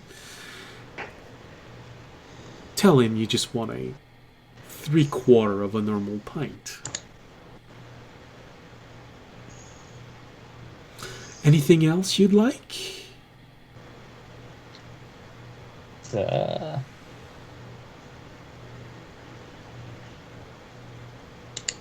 like he'll point to his eye and sort of like make like a counterclockwise motion around it. Him asking for acid. Oh. Well, of course, this also can be quite easily arranged. If you're looking for something that's just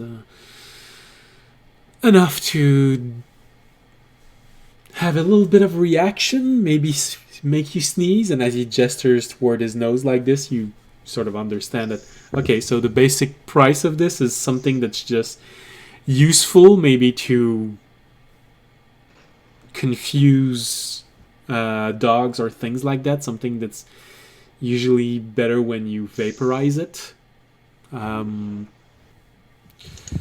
And it can go all the way to completely overwhelming your senses. Which you would know is excessively potent acid. Strong enough to burn through even metals or things like this. So he has a large variety. Raimi is going to respond with in a woman's voice. The baby has a habit of putting things in his mouth he shouldn't. Which is thieves' cant for a beginner is using these. When you use his voice, he has a small chuckle and well, that is an interesting customer. But very well, we all have to begin someplace.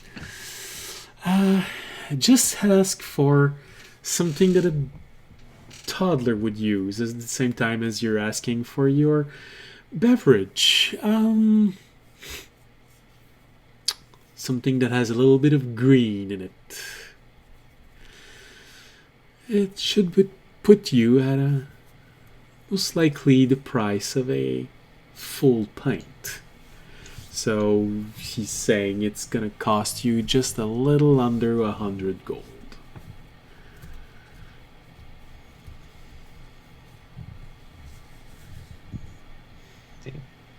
Does he the going price normally?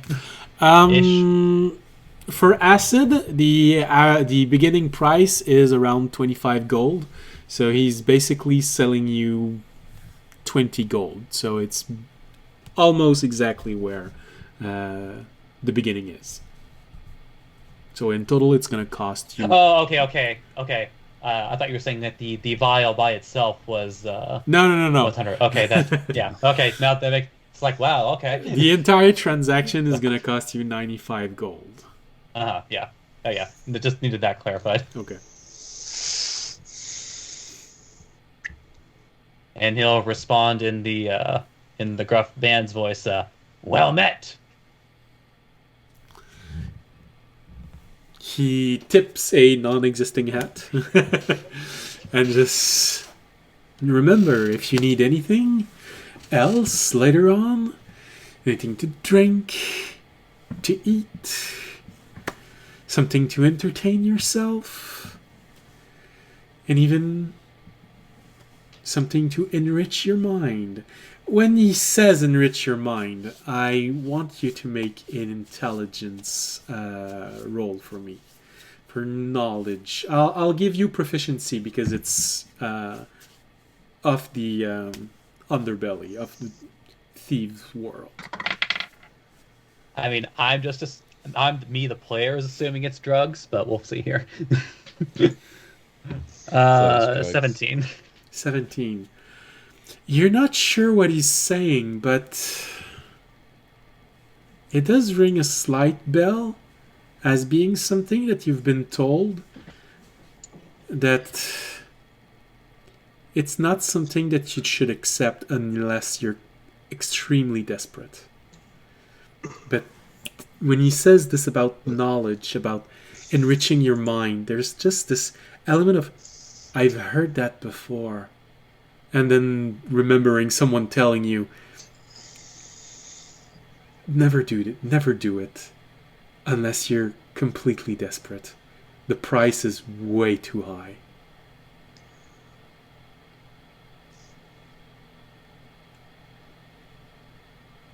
But now you know that this, whatever it was, that your memory is sort of, God damn it, is also available in this place.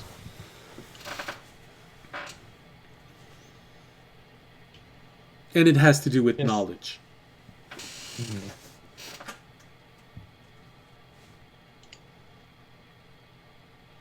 It's like, yeah,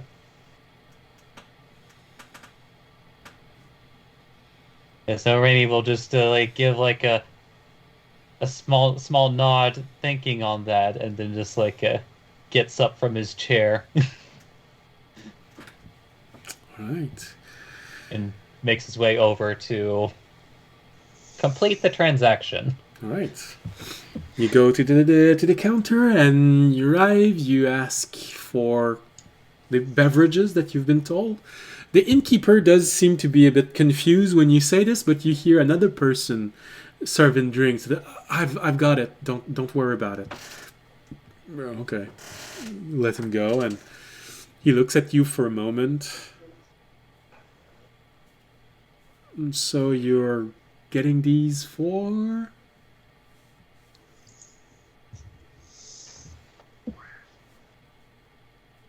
It's a And question. Gaston says, it's like, for the baby. Yes. Right.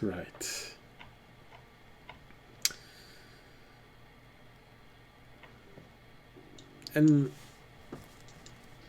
who is asking it?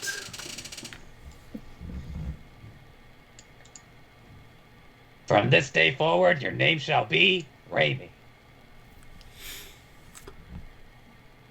Right. That is very interesting, and you see that this is not the answer he was looking for. He wants to make sure you get the impression with the thief cans and all that he wants to know if you're good to be sold. That your source is someone he is trusting.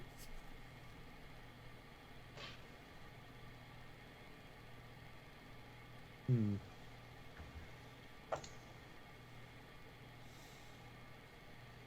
know, just like, yeah, like, trying to think if, like, You just repeat what the guy told you. well, no, I think he basically means, or like, unless I'm misunderstanding Draken, that it's more just like, you're not a cop, are you? Well, he's asking who sent you to him. Right? Well, no, it's like if Raimi was ordering things like specifically in that way, he would have been mimicking the guy's voice. So I don't think that would be the case. Okay. Well, you know that a lot of thieves can duplicate voice.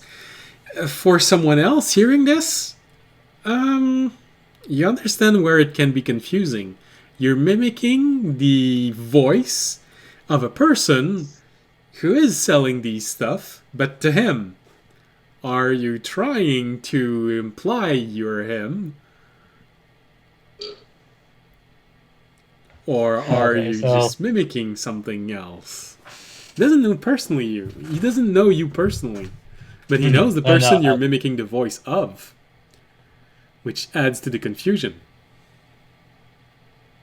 So Raimi just sort of like sort of like shifts his eyes conspicuously just to him, looking in his face toward the man sitting at the table. He follows your eyes when you do this, and... Alright. Next time, maybe just say it. He turns around. Get the feeling that he hasn't had a lot of Kenku customers before.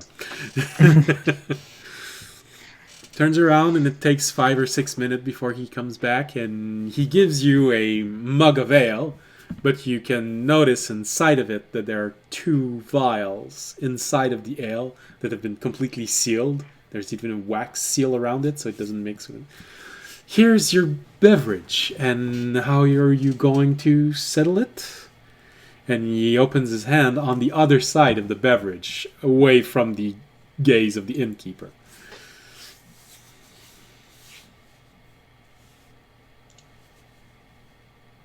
Yeah, just like just as Raimi is just like moving his hand toward the jug, the coins literally slide from the sleeve in Raimi's coat into his hand. Like winning at a slot. Like, you see him paying very close attention to the money falling, and very well. Here's your drink, sir. Try not to drink it in a single shot. He jiggles it just a little bit, so you see the two violent sides moving a bit. So long as Fisher doesn't mind that the vials are gonna smell like stale beer after a day, it should be fine. Not the worst smelling thing I'm currently carrying.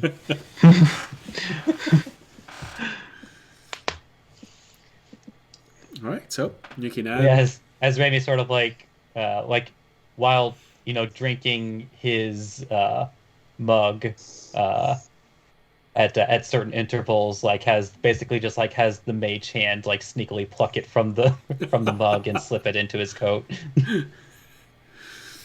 Okay. All right. Well, you have yourself a vial of acid and a vial of poison at a 4/5 of the price that you would have normally paid. Yeah, that's it. That's pretty good. And with that, I guess what time of day is it? Right now, sun is most likely nearly or completely gone. It's time for you to go to an inn or rob somebody blind because they're no longer in their shop. You have options. That seems appropriate though. Just like went in thieving, go home thieving. He just spent 90 gold, guys. He's got to recover it. That's what you did on your way there. Like I said, he has to recover it. So, do you stop somewhere to make sure that you recover this money?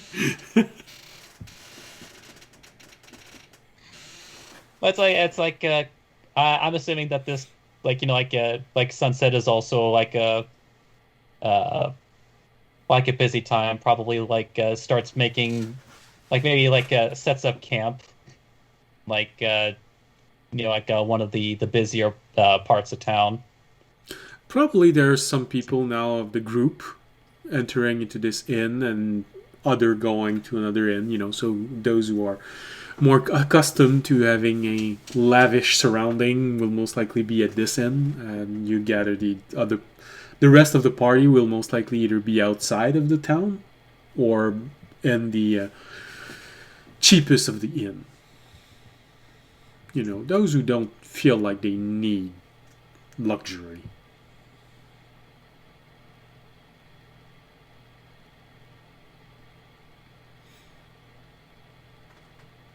I mean, what'll probably end up happening is he'll swing by the richer part of town, but he assumes that his party members are probably going to be dirt cheap, especially if he's going to find Fisher.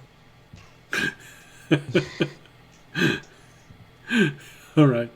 So, think about what you want to do in this richer part of town, and I guess we're going to take a few minutes of break to give a chance for everyone to go to pee. I'm heading out early. You could have just said it. I wouldn't have mind. All right. So apparently we're going to the break right now. So see you all in roughly 10 minutes. Bye.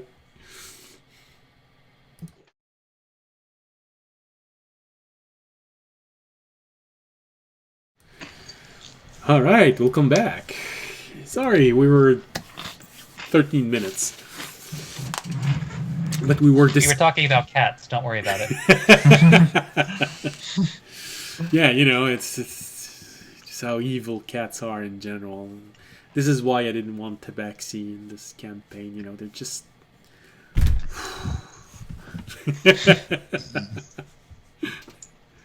You can tell I'm a dog person. But don't tell the cats. All right. I've actually had both dogs and cats as pets. So.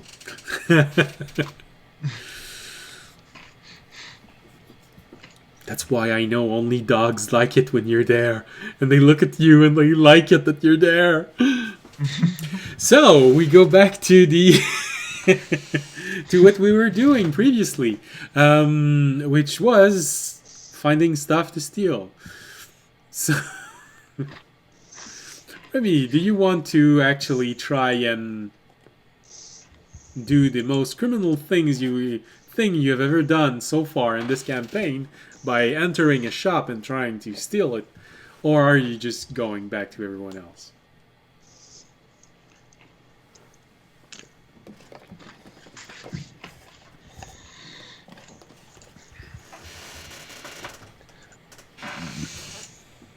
The thing is, I can't really think of like if there's anything like from like a specific shop that he would want to take from. Okay. It's more just like, you know, I was just saying like he was like swinging by the more expensive part of town just because that's where the people with the heaviest wallets are before they go home. Yeah. Ooh, sorry. Yeah. Alright, if you want to give another try as you're leaving, you know, you're leaving in a large inn. You can always make a stealth of sleight of hand check as you're leaving. You know, maybe someone left their purse a little bit too exposed as you're leaving this inn. Or maybe they just left their purse. Yeah.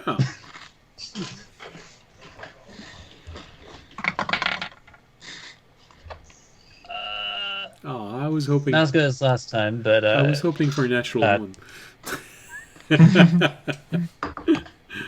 So I would. There is a one in there, 21. 21. I don't think it's natural in a way. Yeah. Yeah. No. Yeah. I get it. I get it. All right. So, as you are leaving this place, you look around. People are not paying a lot of attention to their own coin purse. You easily find one with your passive perception of 19. You just find one whose belt is a little heavier than most. Take out the mage hand, look the other way, bump into the host. Usually, most likely a child voice. Sorry, sir, I'm sorry. Move away, and you see the mage hand just following you with a little purse. I always like to think that whenever the mage hand is coming back, it just basically like dips down and just like slides up the back of his coat. Hey, you. That's how I always like to imagine it, anyway. Hey, you got a mage hand going up your pants and inside your coat.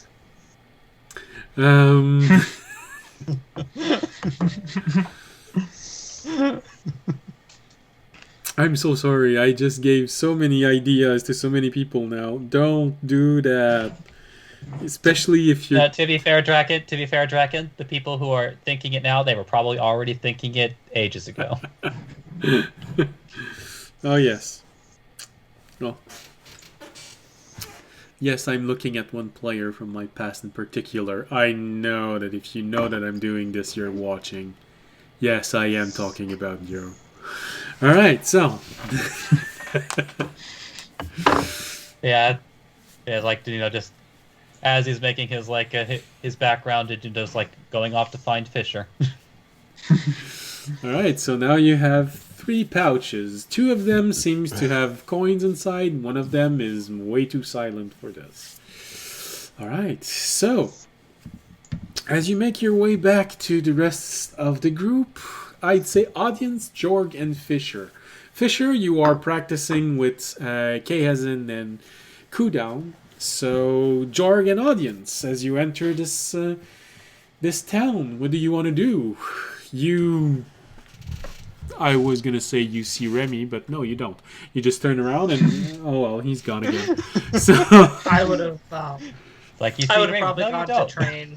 I would have probably gone to train as well. So it's a good time. okay, so apparently you find a good place and you see Fisher practicing with Kazan and Sure, looks like a good spot.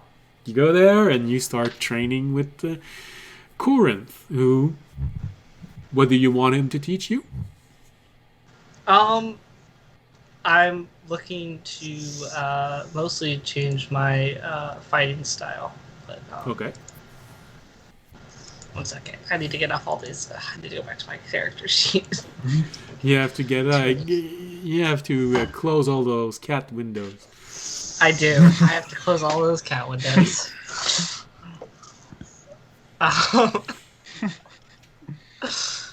I was looking to, change mostly my fighting style. I think was the only really thing I was looking to change.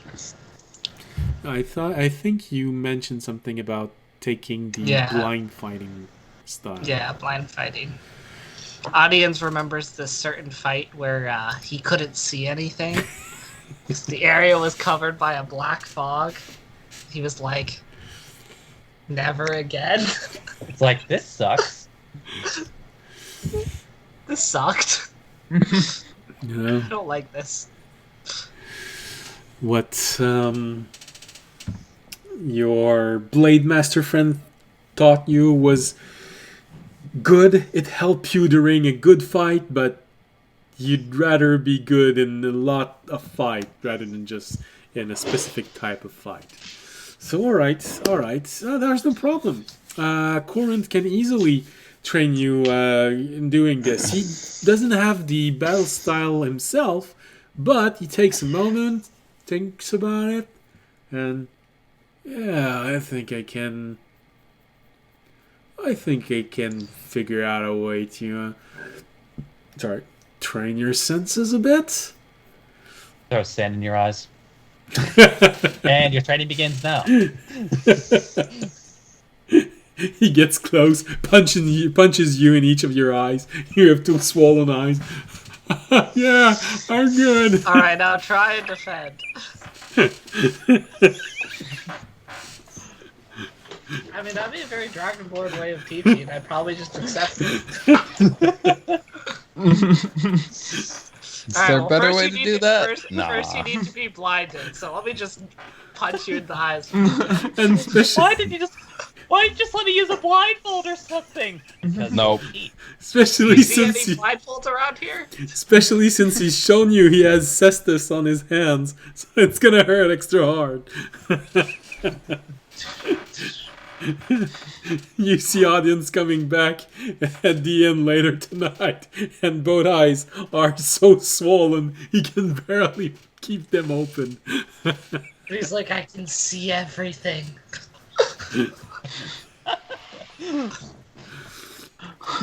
I think I'm smelling the color yellow now. But only yellow. They're so heightened. All right. No, he actually doesn't blind you with punches, but he does use a spell granted by his own specialization, which is Misty Step. So he does use this repeatedly to force you to not rely on your sight to defend yourself, as every time he just arrives and runs toward you and is about to strike you, you just see a puff of smoke going and bang! Oh, my head! It's still a maul he's using to teach you to pay attention. So... and then you have this other moment where you see him arriving and all right, he's gonna be there, let's go, man. And he doesn't blink out. You just see them all going, oh. Then you have him saying, I told you, don't use your eyes. Oh.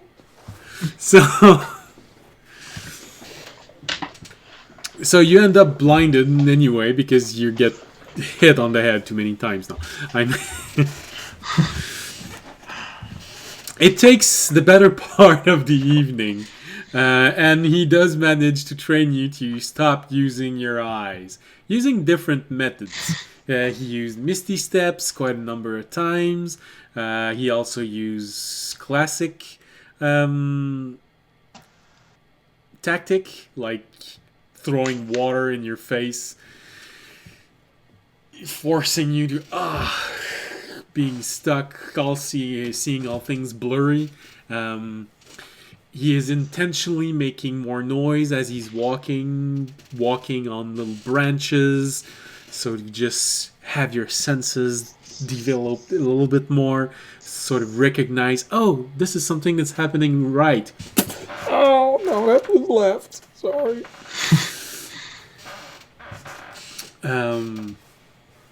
But it does take a little bit of time.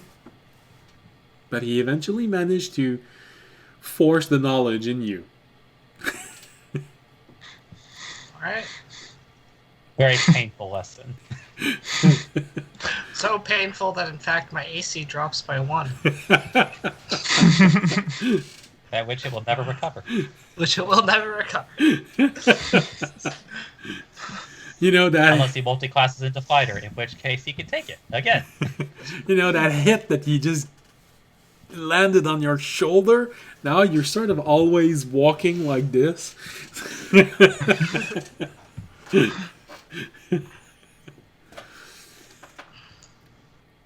So, Jorg, as you see this interesting display of Fisher having a very intellectual training with Skehazin, learning a new spell, learning to master the energy around him, infusing or sheathing his sword with energy, and on the other side of the court you see audience getting pummeled and pulverized in a variety of ways, pushing him to train his other senses, smell, hearing, intuition. And Raimi just disappearing. So what do you do? I think Jorg's gonna go find his, because I already got the armor. That was not this village. Yeah, so he's gonna go find the druid. I forgot his name. Sarn. Sarn. Sarn. Sarn. And he wants to ask about finding potion ingredients, because he's got the herbalism kit, and I know you can spend like a day searching, but he's wondering if Sarn has any advice for that. Advice for finding plants. Probably not. Not much more than You see him bend down. Take a little bit of grass. Here I have plants. oh good. It's a handful of grass. Cool. That's handy. Also, when we were in that weird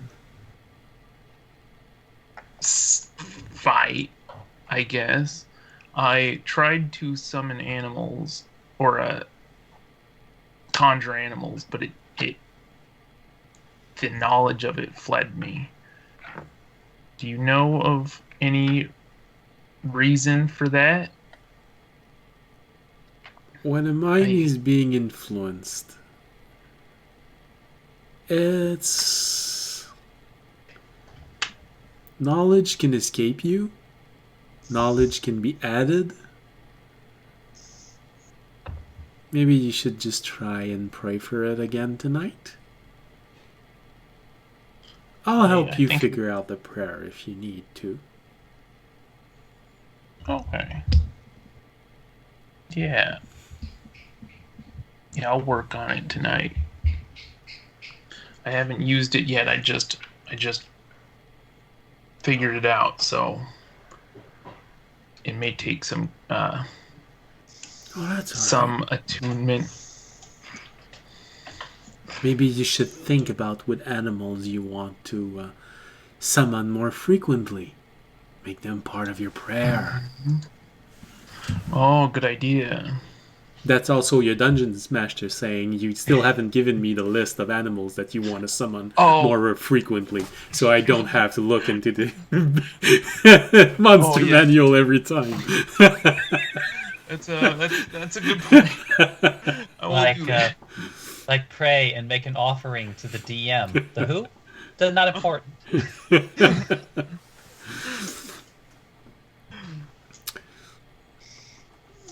Yeah, I can help you figure out the prayer. It's most likely just a small detail. Maybe you were just nervous, or maybe the knowledge was just taken away from you.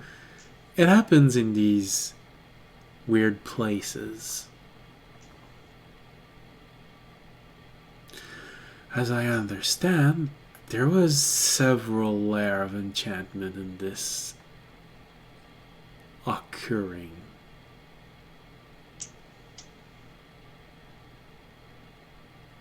Yeah, it was. I've never experienced that before. Anything that powerful. You probably will. Yeah. At one point. The world can get very confusing if you're not paying attention. Yeah. Imagine it, especially in a group like this. Yeah. This won't be the last time I experience something like that. Well, you never know. Maybe it will be, but most likely not. You have this thing, and he reaches toward your head.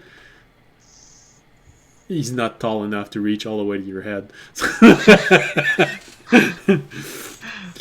And he grabs something in midair and pulls a little bit on it.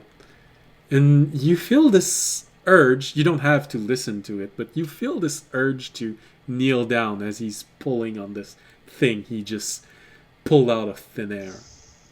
Mm-hmm. He'll kneel down. Kneel before Zod. Sarn! How many times do I have to say it? He pulls on this, and you all have this little thread. You and your friends, and he just takes it and just. You don't see anything, but his movement do correspond to someone who is manipulating a very fine thread of some sort. You see no flaw in the way he's doing this, meaning that he is most likely seeing this. You don't, however. You all have this additional thread.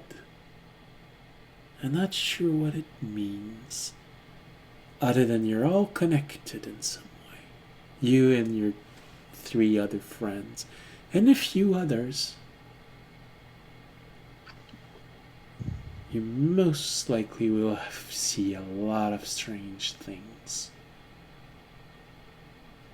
And he lets it go, and you stop feeling the urge to kneel the moment he lets it go. What was that? A thread. I just told you. You really have to start paying attention. Cool. Is it divination magic, or is it something more? You mean you don't see it?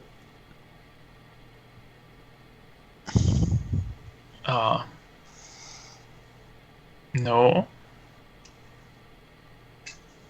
Huh. And he starts walking away from you. Not in a way that feels that he's scared. Something just, huh. And just walks toward a bush that you feel he is something that has a nature connection. He's preparing to teach you the spell to summon animal more in depth.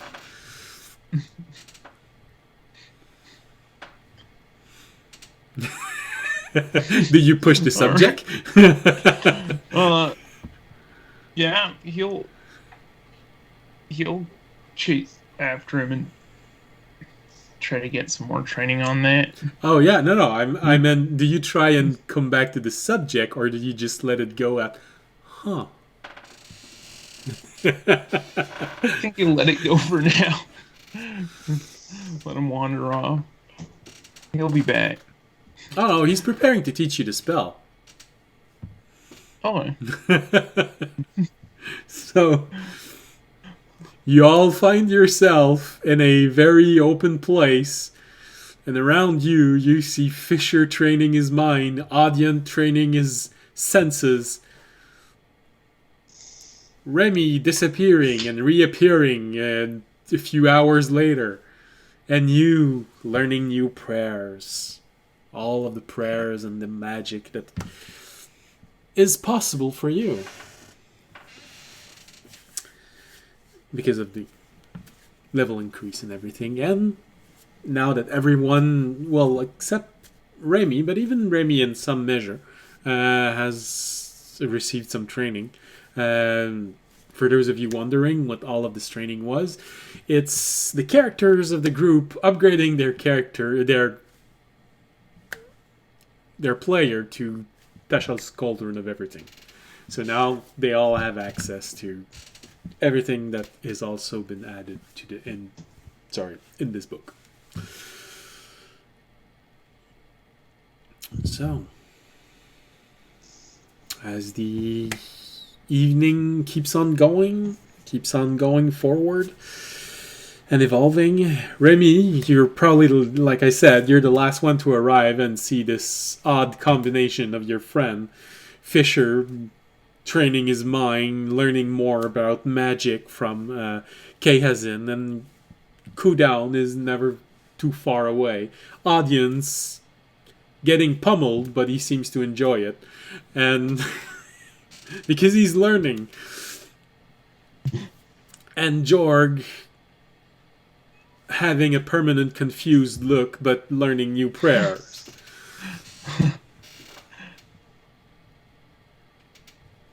I guess like first business is first. Rainy wanders over to Fisher. Whatever he's presently doing at this exact moment. You're probably arriving at the end. You sort of are starting to understand every element that goes into the spell, and you're getting to the point of being ready to, all right, let's finalize this. Let's memorize this permanently. And then you see Remy arriving. He makes sure to make sure he's heard. He steps on every twig. Then the audience suddenly gets very confused because he's trying to listen to his senses and he's hearing. By the fourth twig, Fisher turns around. Did you get them? So Remy reaches his hand into his coat and pulls out the 2 vials. Sweet. Do I owe you anything?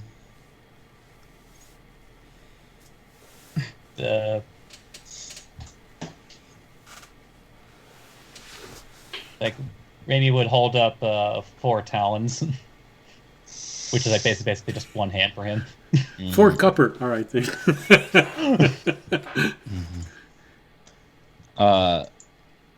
We talking gold? Points upward. Okay. I only have 1 platinum piece, so I'll give you that and then 30 gold.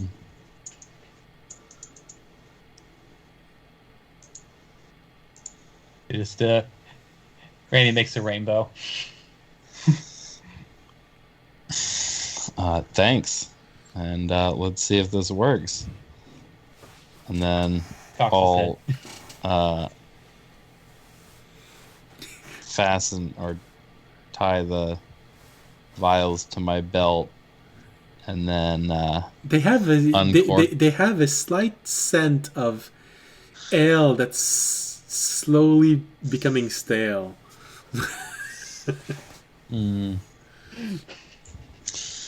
It's not worse than rotten egg and curdled milk, but still, it's a distinct smell.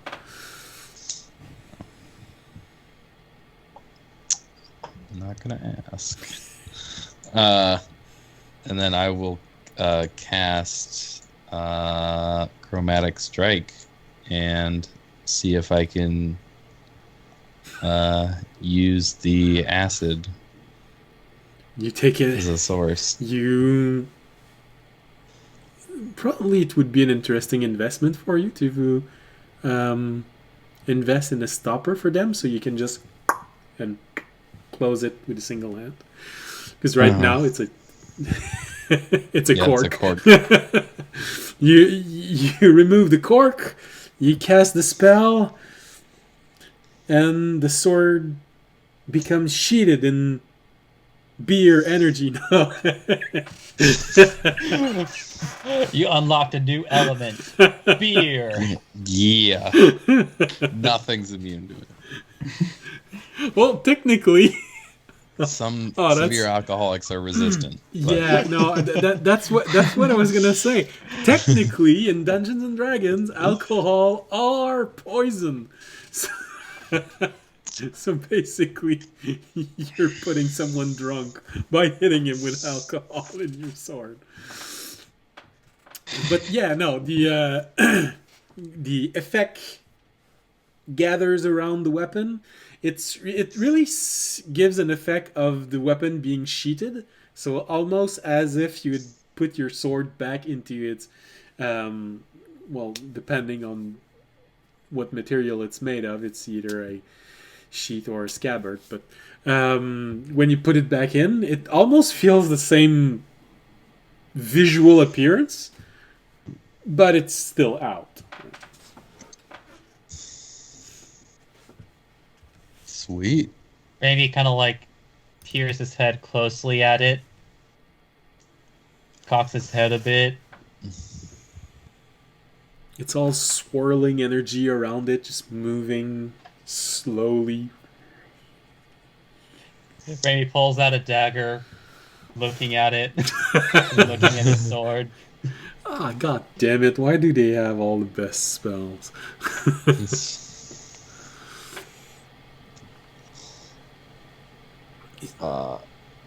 Actually, you know what? That's especially like glancing over to the side that audience is training really hard. You look in his direction just at the moment where you see him getting punched in the face because he missed where current was coming from. He just looked in the way and he... Oh. Oh.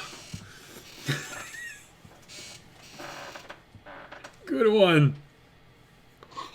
With a determined face, Raimi wanders off and starts looking for somebody. Who are you looking for? There's a lot of people. So he's looking for a goblin that he's only been literally watching the last 4 days. Make a perception roll. And I don't have high hopes for this perception roll. after he leaves, I will stopper the acid and unstopper the poison, and then change it. And then I'm like, "See, Raimi, I can."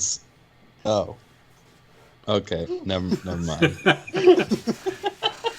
Change it. It goes from bright green to dull green. Oh no, he's gone.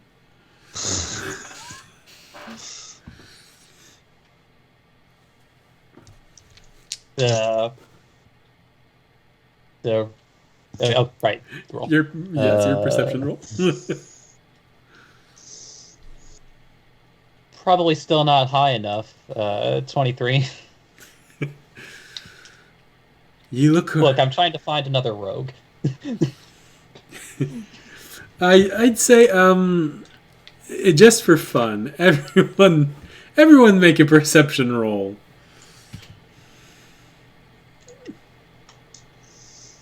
Let's Ooh. go. Jorg got 9.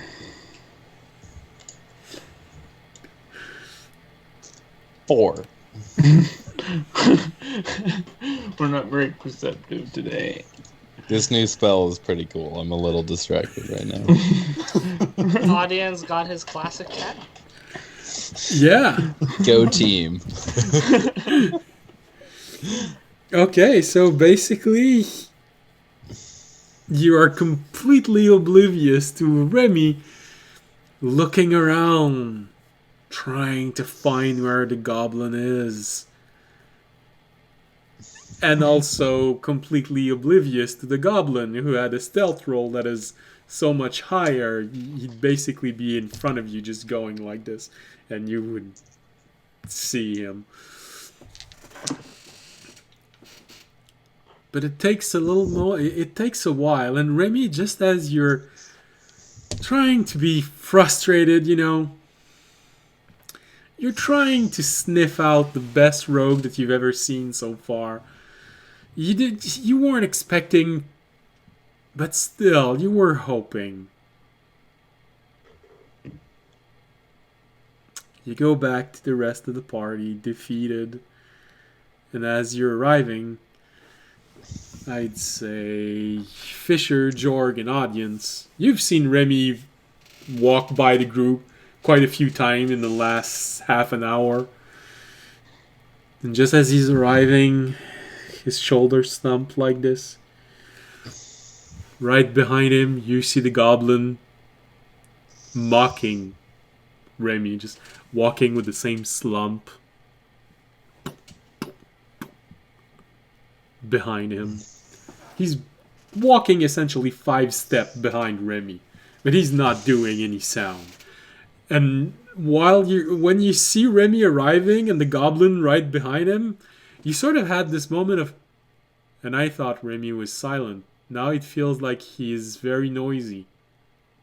Because the goblin just feels like he's floating on air, arriving.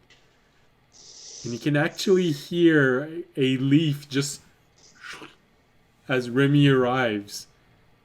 And the goblin just behind him staring. And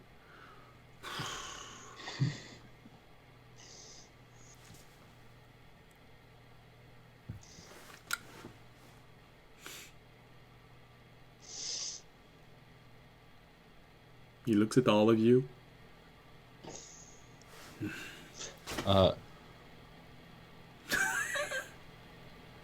Do you mean to bring your friend along there, Ramy? Ramy cocks his head at Fisher. I'll just kind of point behind him. Turns his head around. You turn your head around and you see the goblin. He's right there behind you. He's got a huge bag in his hand and he's looking at it. He's counting ball bearings. And you have this moment of jiggling your backpack. God damn it, it feels lighter. This is your bag of ball bearings. Well, I was imagine in the actual moment, Ramy kind of squawks in surprise, turns around, dagger, looks down at the bag, puts his other hand, has that moment of realization on his face, looks down, and then even looks down even further in disappointment with himself. I think you dropped this, but I'm not sure. It's not like I was watching you all the way here. They just fell out.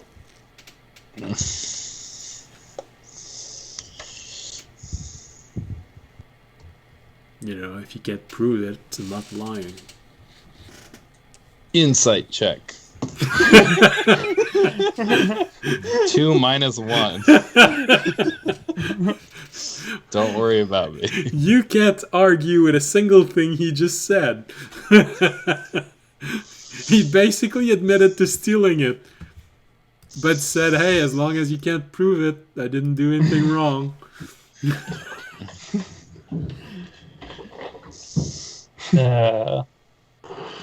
Raimi, like he just still looks a bit sad, but he kind of like adjusts his coat a bit, and you'll hear in a sort of playful voice, a voice that all of you have heard by this point, but usually in like a much more calm voice. It's like they just like look toward the goblin and say, "Don't get it twisted. Wasn't personal."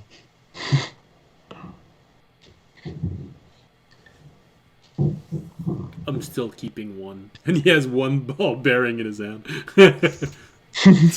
But, A souvenir. so now you have 999 ball 999. bearings. Not enough. Gonna run out. Well, Raimi, as he's sort of like looking at this goblin, pulls out one of his daggers, and he is going to hand it to the goblin, hilt side first. Like the blade is facing toward him, Okay. He looks at it for a moment. and it's sort of like a thieves' cant version of basically asking for guidance. Well, yeah. He takes it. Yeah.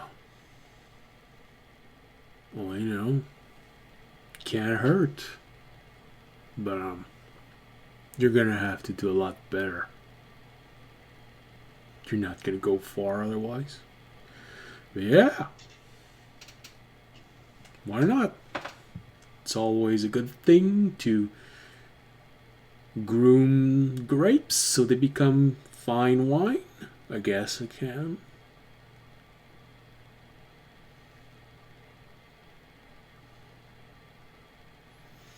I'll give it back to you when you're good enough. He takes the dagger and puts it away.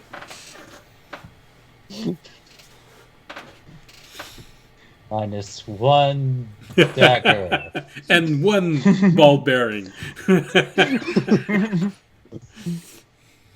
Like, damn it, D&D and Beyond, let me do that.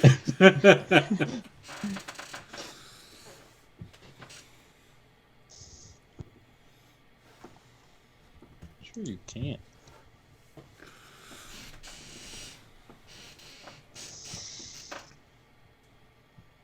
Oh, no, you are correct. I did not realize they put for some reason I thought it was like as a unit. No. There. 999. Because what's Oh, the point there. of D&D Beyond if you can't keep track of your ball bearings? It's the only reason why. Every last one. So he looks. But I guess, like- he looks at you. So, well, I guess the first thing we're going to have to teach you is not have too many things in your backpack. You feel a little sluggish right now.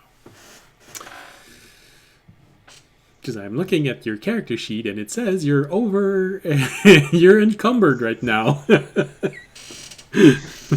You need to sell something. Honestly, it really is the daggers putting me over the edge. Okay. Not gonna lie. Holding all these daggers is surprisingly heavy. Yeah. Also 7 strength. Doesn't give you a very good carrying capacity. It helps a lot, especially when you have to not make a lot of noise.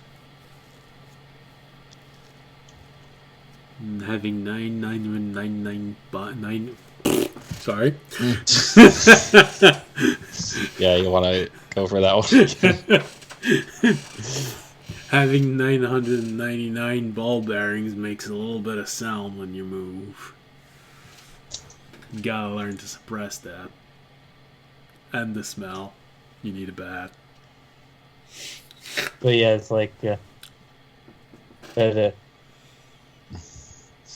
yeah, like Raimi kind of like points like in a way like points his eyes over to audience who I'm assuming is still combat training, and then also And has an eye that's Fisher starting to be has like swollen.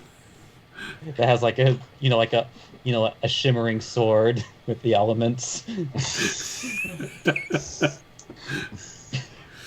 and then just looks back at the goblin.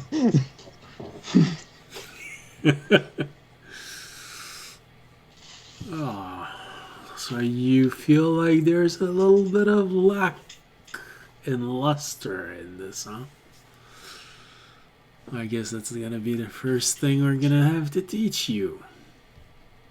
Not judge by appearances. He says to the Kenku, who has been judged every single time he's ever been met. Why can't you talk? Why can't you fly? Are you a bird? As Remy is going through all of these comments in the middle of everyone training, and you get Jordan.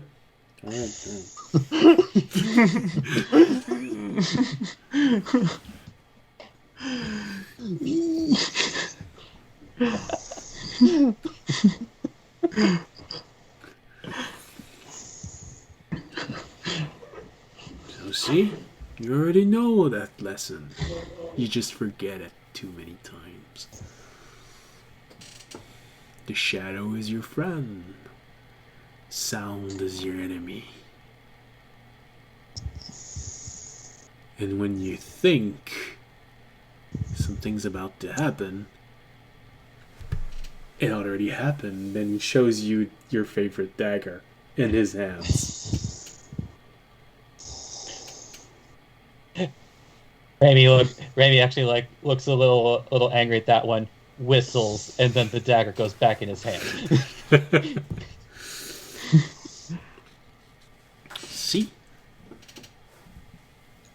No sparkles. No flare. But I've injured you more than they can.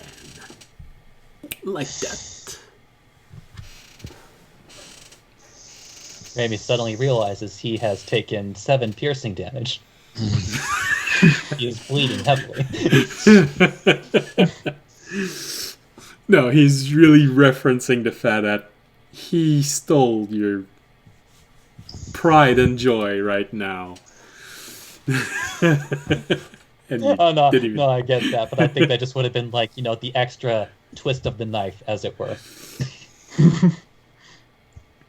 You didn't notice. It's like, wait, is that my blood? You didn't notice, but you stepped on a rock that was too jagged. World, come on. Alright. So, that new master has accepted your desire to become a better rogue. But, he's been following you for a while because there are not a lot of rogues in the garden. I'm looking at the lists of character class that each character is, and there's not a lot of people to pay attention to for a rogue, so, yeah.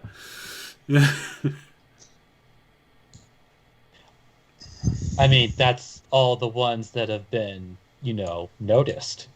Yeah.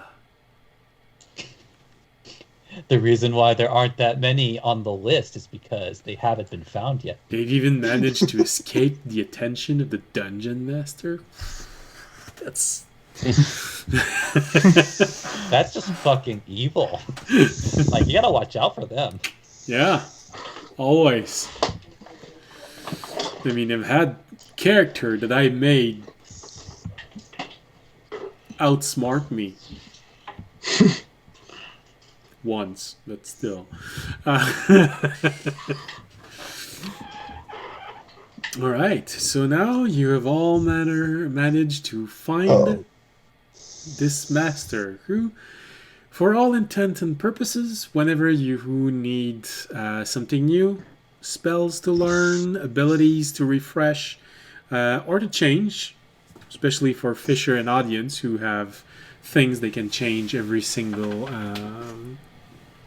well, not every single level, but fairly often. And even Remy, if you want to actually change a spell you already have. You've had one insight since you've been in the garden that hold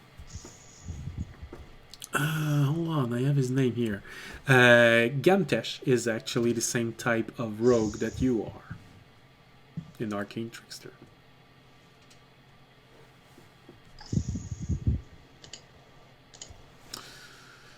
And just as I have revealed, your new master, the goblin, is called Gantesh.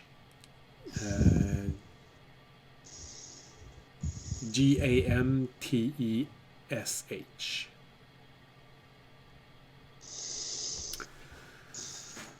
So, as you all gather up after an evening of training, for some bewilderment, for some confusion, for some humiliation, and for some just a good day of workout.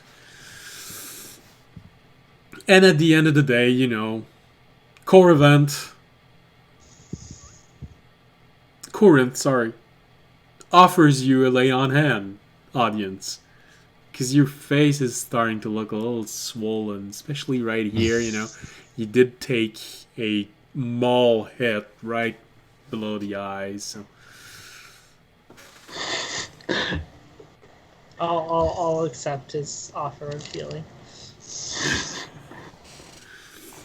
His hands caress your face, and slowly but surely you start to feel much, much better. Or he slaps you while laying on hand, and you have the contrast of pain. Ooh, that feels I good. feel like he would be more the guy to like pat me on the shoulder, just give me a hearty slap on the shoulder. Yeah. While laying hands. That seems his style.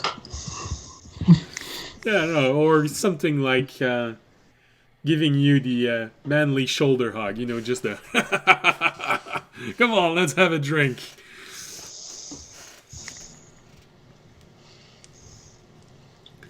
But now I can see people who are invisible within 10 feet of me. After he heals you. I can't see anything. Ah, I can't even hear them. I hear Remy. The world has so much color. There's a lot more purple than I thought there'd be. And light, you know, I can see everything even when my eyes are closed. So, you all finish your day with your new masters. A good day of training. Some of the party doesn't even go to any inn.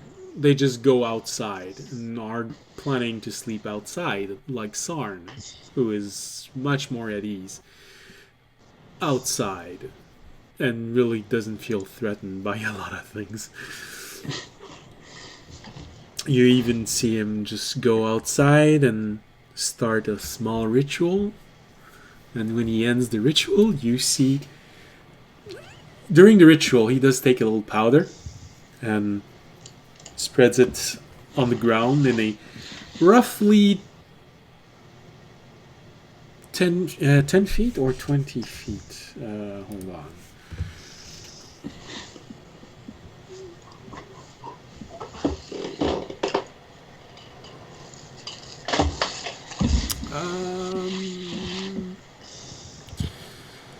All right, 20 feet. He spread it in a roughly 20 feet large diameter circle. And when he finished his ritual after 10 minutes, you sort of see small mushroom grow all where he spreaded the dust. And you end up with a nice fairy ring. You see him go, Sweet. oh, I'm gonna go to sleep now. You're welcome to stay if you want. There's not a lot of room for a lot of people, but still safe. And you see him walk inside the fairy ring, and he just disappears when he enters the fairy ring.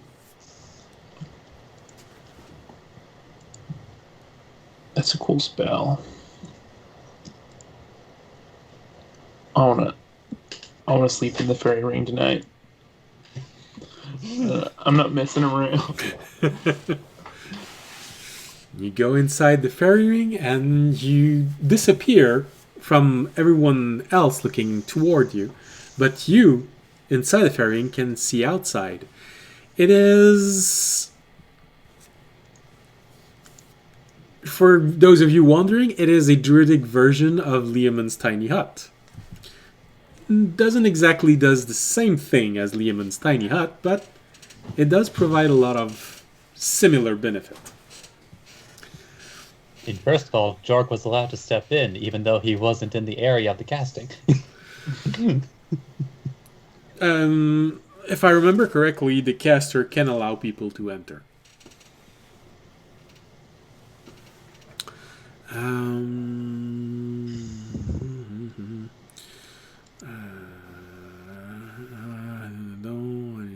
I can move to it freely. Yeah. Yep. It is one of the difference. You don't need. Yeah, it's to like be it's explicitly creatures inside. creatures and objects within the dome. When you create this spell, can move through it freely. All other creatures and objects are barred from passing through it. But this is a fairy ring. It's slightly different. Most of the benefit are the same, but there are a few differences in what it gives and doesn't give. So anyone who would have been there looking at this would have seen you disappearing inside. Everyone who is not, well, you can deduce the amount of money that you would normally deduce for a rest in an inn. And some food.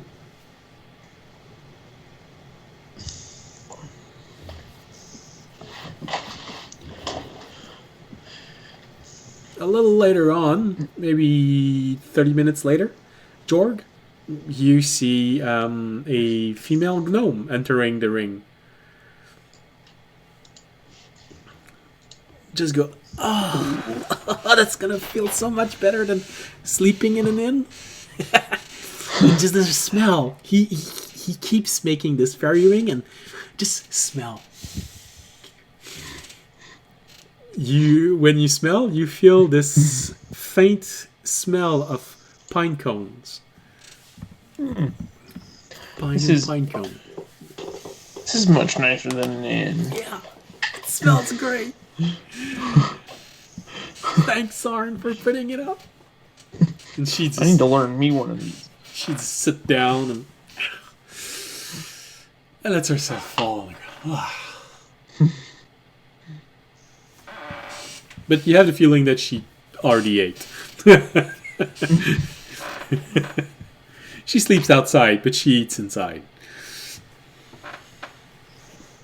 So for everyone else, audience, Fisher, and Remy, did you follow Jorg, or did you go get a nice, comfortable room in an inn? I probably went to an inn. I was just kind of an inn guy. All right.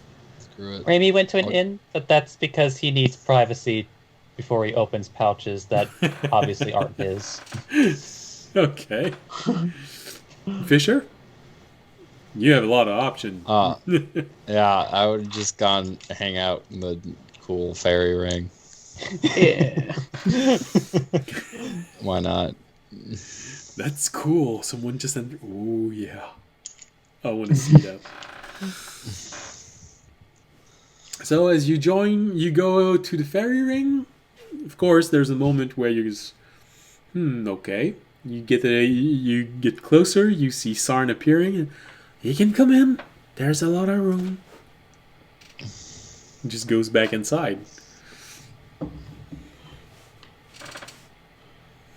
So you Yeah. you enter and you see Jorg and you see Nialuka, who is already comfortable with just a blanket on her shoulder and just.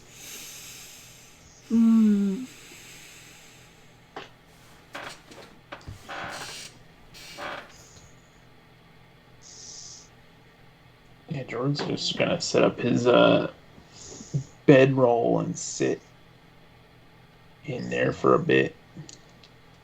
So I'll take my sentry rest. You take position and you sort of very stiff.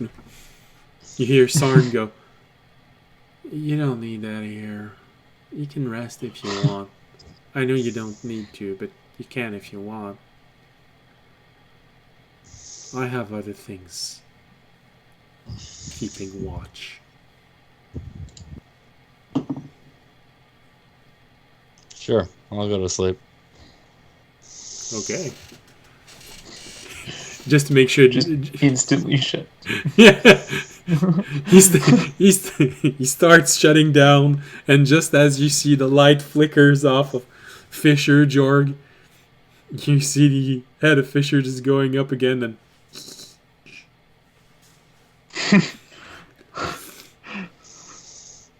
and you see Sarn go, "Yeah, this is going to be interesting." He turns around, and you see him tap the ground, remove his hand, and you see a large piece of the ground just burst up and start floating. It's roughly, I'd say, 3 feet wide piece of ground that just went up, but it didn't leave a crater where it was. It just, as if it was copied from the ground and just lifted up. You see Sarn go, "Maybe you should guard. They don't seem to feel very comfortable." And you see the huge piece of ground just go outside and start turning around slowly, the fairy ring. He looks at you. "This is Rock. He's a very good mount." That's a creative name. I told him that he likes it. Okay. And he goes toward the center of the fairy ring where you see a small red crystal there, and he just puts his hand near the crystal. "If you're cold, it's gonna keep you warm." Whoa.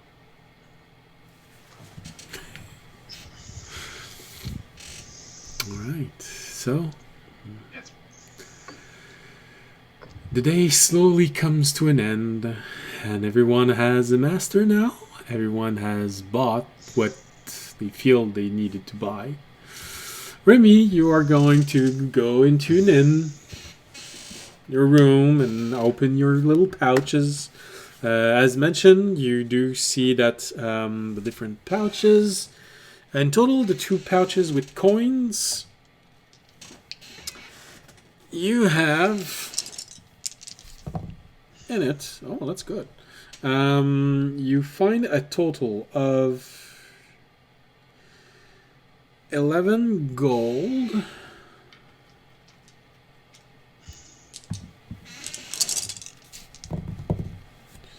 Oh. 31 silver. And oh, we can just go with this.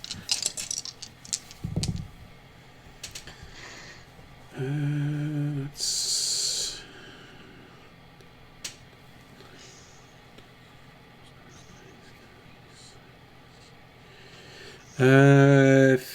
56 copper. It does feel like it's a bit light, especially for 2 purses that were of noble, but seem noble. But then again, it's the end of the day.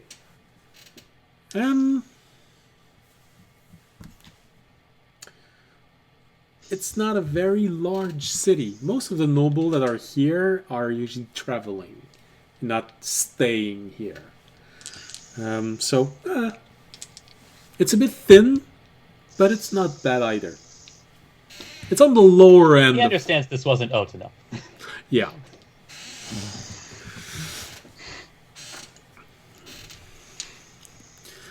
The last one has a small package. Initially, Mother with what? Sorry, that's my joke. No, that's all right.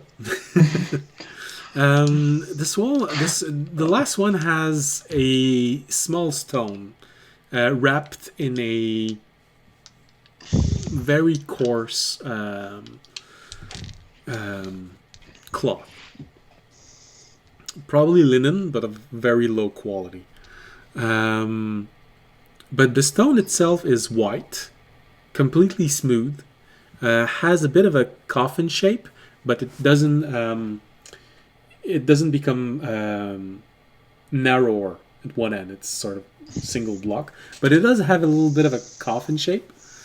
But it's completely clear. You can see through it. Most likely, initially, you'd say it's quartz. But then again, people usually don't cut quartz in this shape.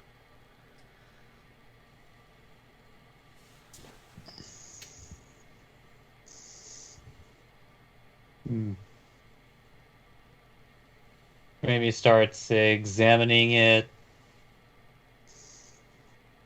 I assume it's not something he's precisely ever seen before? No. You could roll for Arcana. I'd be very surprised. Yeah, we'll find out. Probably not today. Looking at 9. See? Sometimes he does roll low. It happens once every 12 game. I mean, look, most of the rolls I make are perception and stealth. I know. I'm teasing you a bit. I know that it only looks like you have excessively high roll because you've chosen your proficiency well. So no, it really doesn't. With the exception that usually you'd know that the quartz that is that clear without imperfection is very uncommon. And usually people don't cut quartz in shape like this. That's about everything that your knowledge can push in your mind. The rest of the stones seems very common. Just because this isn't the first weird thing that he's come across while stealing shit, he'll take 10 minutes to identify just in case. Okay. You... And one of the last things he didn't do, he wound up, eating holy salt for dinner. But you ate a blessed dinner. You concentrate on it, do all of the ritual, and at the end of it, there is a little answer that comes into your mind. Okay. You're not sure when it's going to be useful, but you know that the stone is part of a ritual.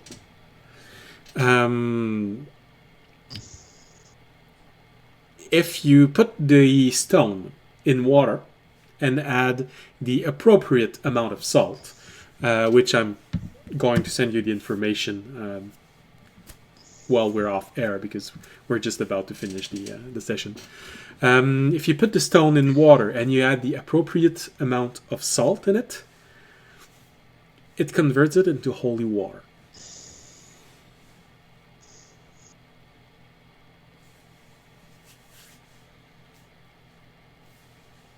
So Remy just thinks like, suck it, vampire.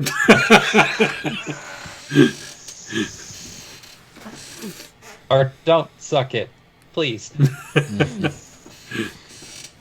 Just let me swallow the stone and then eat a whole lot of salt. Now suck it.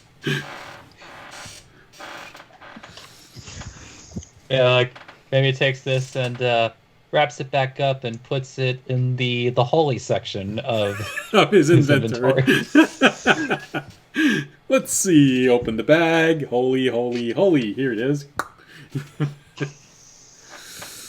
Alright, so this is all that you have. And so you end the day satisfied with this finding. Although there does seem to be something odd. You've been finding a lot of things that are holy in the past few months. More than in your entire life. Something feels slightly odd about this. And for those of you wondering, this is what passive investigation can give you. It's the passive ability to figure out puzzles.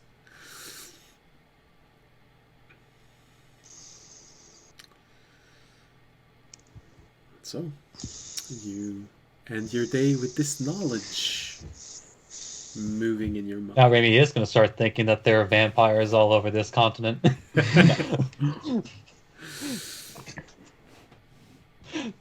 Now, wouldn't that be fucked up though? Hey. It's like even like the nobles like just wandering the streets, just preparing themselves for a random vampire attack. I will give you one thing. There are several elements in this campaign that are a bit like the Doctor Who winks at something coming. This is one of them. It's baby. But what exactly? You might be surprised. So, I guess the only person that we need to finish with is audience, who has not had a lot of chance to say something tonight. Is there anything you'd like to do as this session ends? Something that audience wants to do?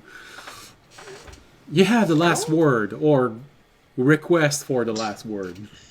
I don't think so. I think audience, to be honest, would go to the inn and then go to bed probably Okay. after a long day of training. After a long day of training, of getting sore and healed, and sore again and heal, and black-eyed and heal. You go to bed feeling satisfied, having learned a new ability, replaced one actually. So this is where we'll end tonight's episode. For the... Bless you. Well, actually, just go see Remy. That's going to be the same thing. So, what is going to happen in the next episode? We'll most likely easily breeze through the rest of the road toward the mountains.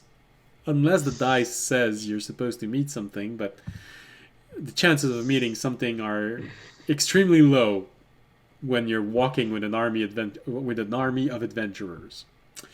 So, next episode, we will most likely reach the foot of the mountain and start this expedition in the hunter cult territory, trying to find out where they are and find a way to hurt them. So this is where we'll pick up next episode. So, as always, I hope you had fun listening to the episode. There were a few moments that were a bit longer, but I hope you will forgive me. And like I said, I know there hasn't been any music this episode, but that's because I'm building them myself, and I haven't had time to touch the more mundane elements of music. I've mostly just completed combat music as of now. We have music for major fight, normal fight, and maybe a third one for really, really basic fights.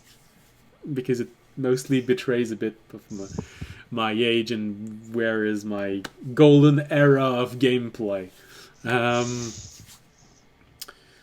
But the next group of music is going to be ambiance music, most likely campfire and in the general ambience of in when you're in one. So as the week will progress, there will be more and more music, and who knows, maybe in a month we'll have music all the time, which would be great, or at least more fun. So I hope, like I said, I hope you had a pleasant evening. I hope we will find you again next week. Don't forget, if you got to the end of this, please follow. We're at 49 followers, I believe, right now, unless someone left during the evening. I wouldn't blame them, but I'd be horribly disappointed and most likely send a few assassins to kill them. No, I won't. I don't want to get banned for this. So don't worry, I won't. That was a joke. For legal reasons, that was a joke. Yeah, for legal reasons. For legal reasons. So, hope you enjoyed it. And if we can get to the 50 follower mark, I might even consider maybe adding a day for a rerun. I don't know. The time frame is sort of good for the West Coast, but not so much for the East Coast. Maybe I'll make a rebroadcast with a better time slot for those living on the East Coast. Maybe, I don't know. We'll see if we get to 50 followers. But hey, so if you got to the end, become a follower, or if you're watching this on YouTube, likes and comments are always very appreciated. I always read them whenever there's one. I'd like to have one that is not for pornography. So just say, yeah, that was good. I enjoy it. So, see you all next. I mean, we're not saying no, but we're not saying yes either. For legal reasons. So I hope you had a good time as always. If you enjoyed the show, you can support us by following us, like I was saying, on Twitch, Twitter, and YouTube. Or you can make a donation, become a Patreon, or just spread the word. It's always fun to have more people in the chat. Because right now, the only one in the chat is Remy. It'd be fun to have some people to talk with him. And when players aren't actually directly involved, they are paying attention. So if you say something, you might actually get a response from a player. So long as we're this small. I don't know, if we start getting a few hundred followers, it might change. But for now, hey, go right ahead. Say hi. Ask them why they didn't think about using this spell. I'm sure they won't mind. For legal reasons. No. Have a good night. See you all next Wednesday. As always, stay safe and in these weird times, stay healthy. Bye. Dene.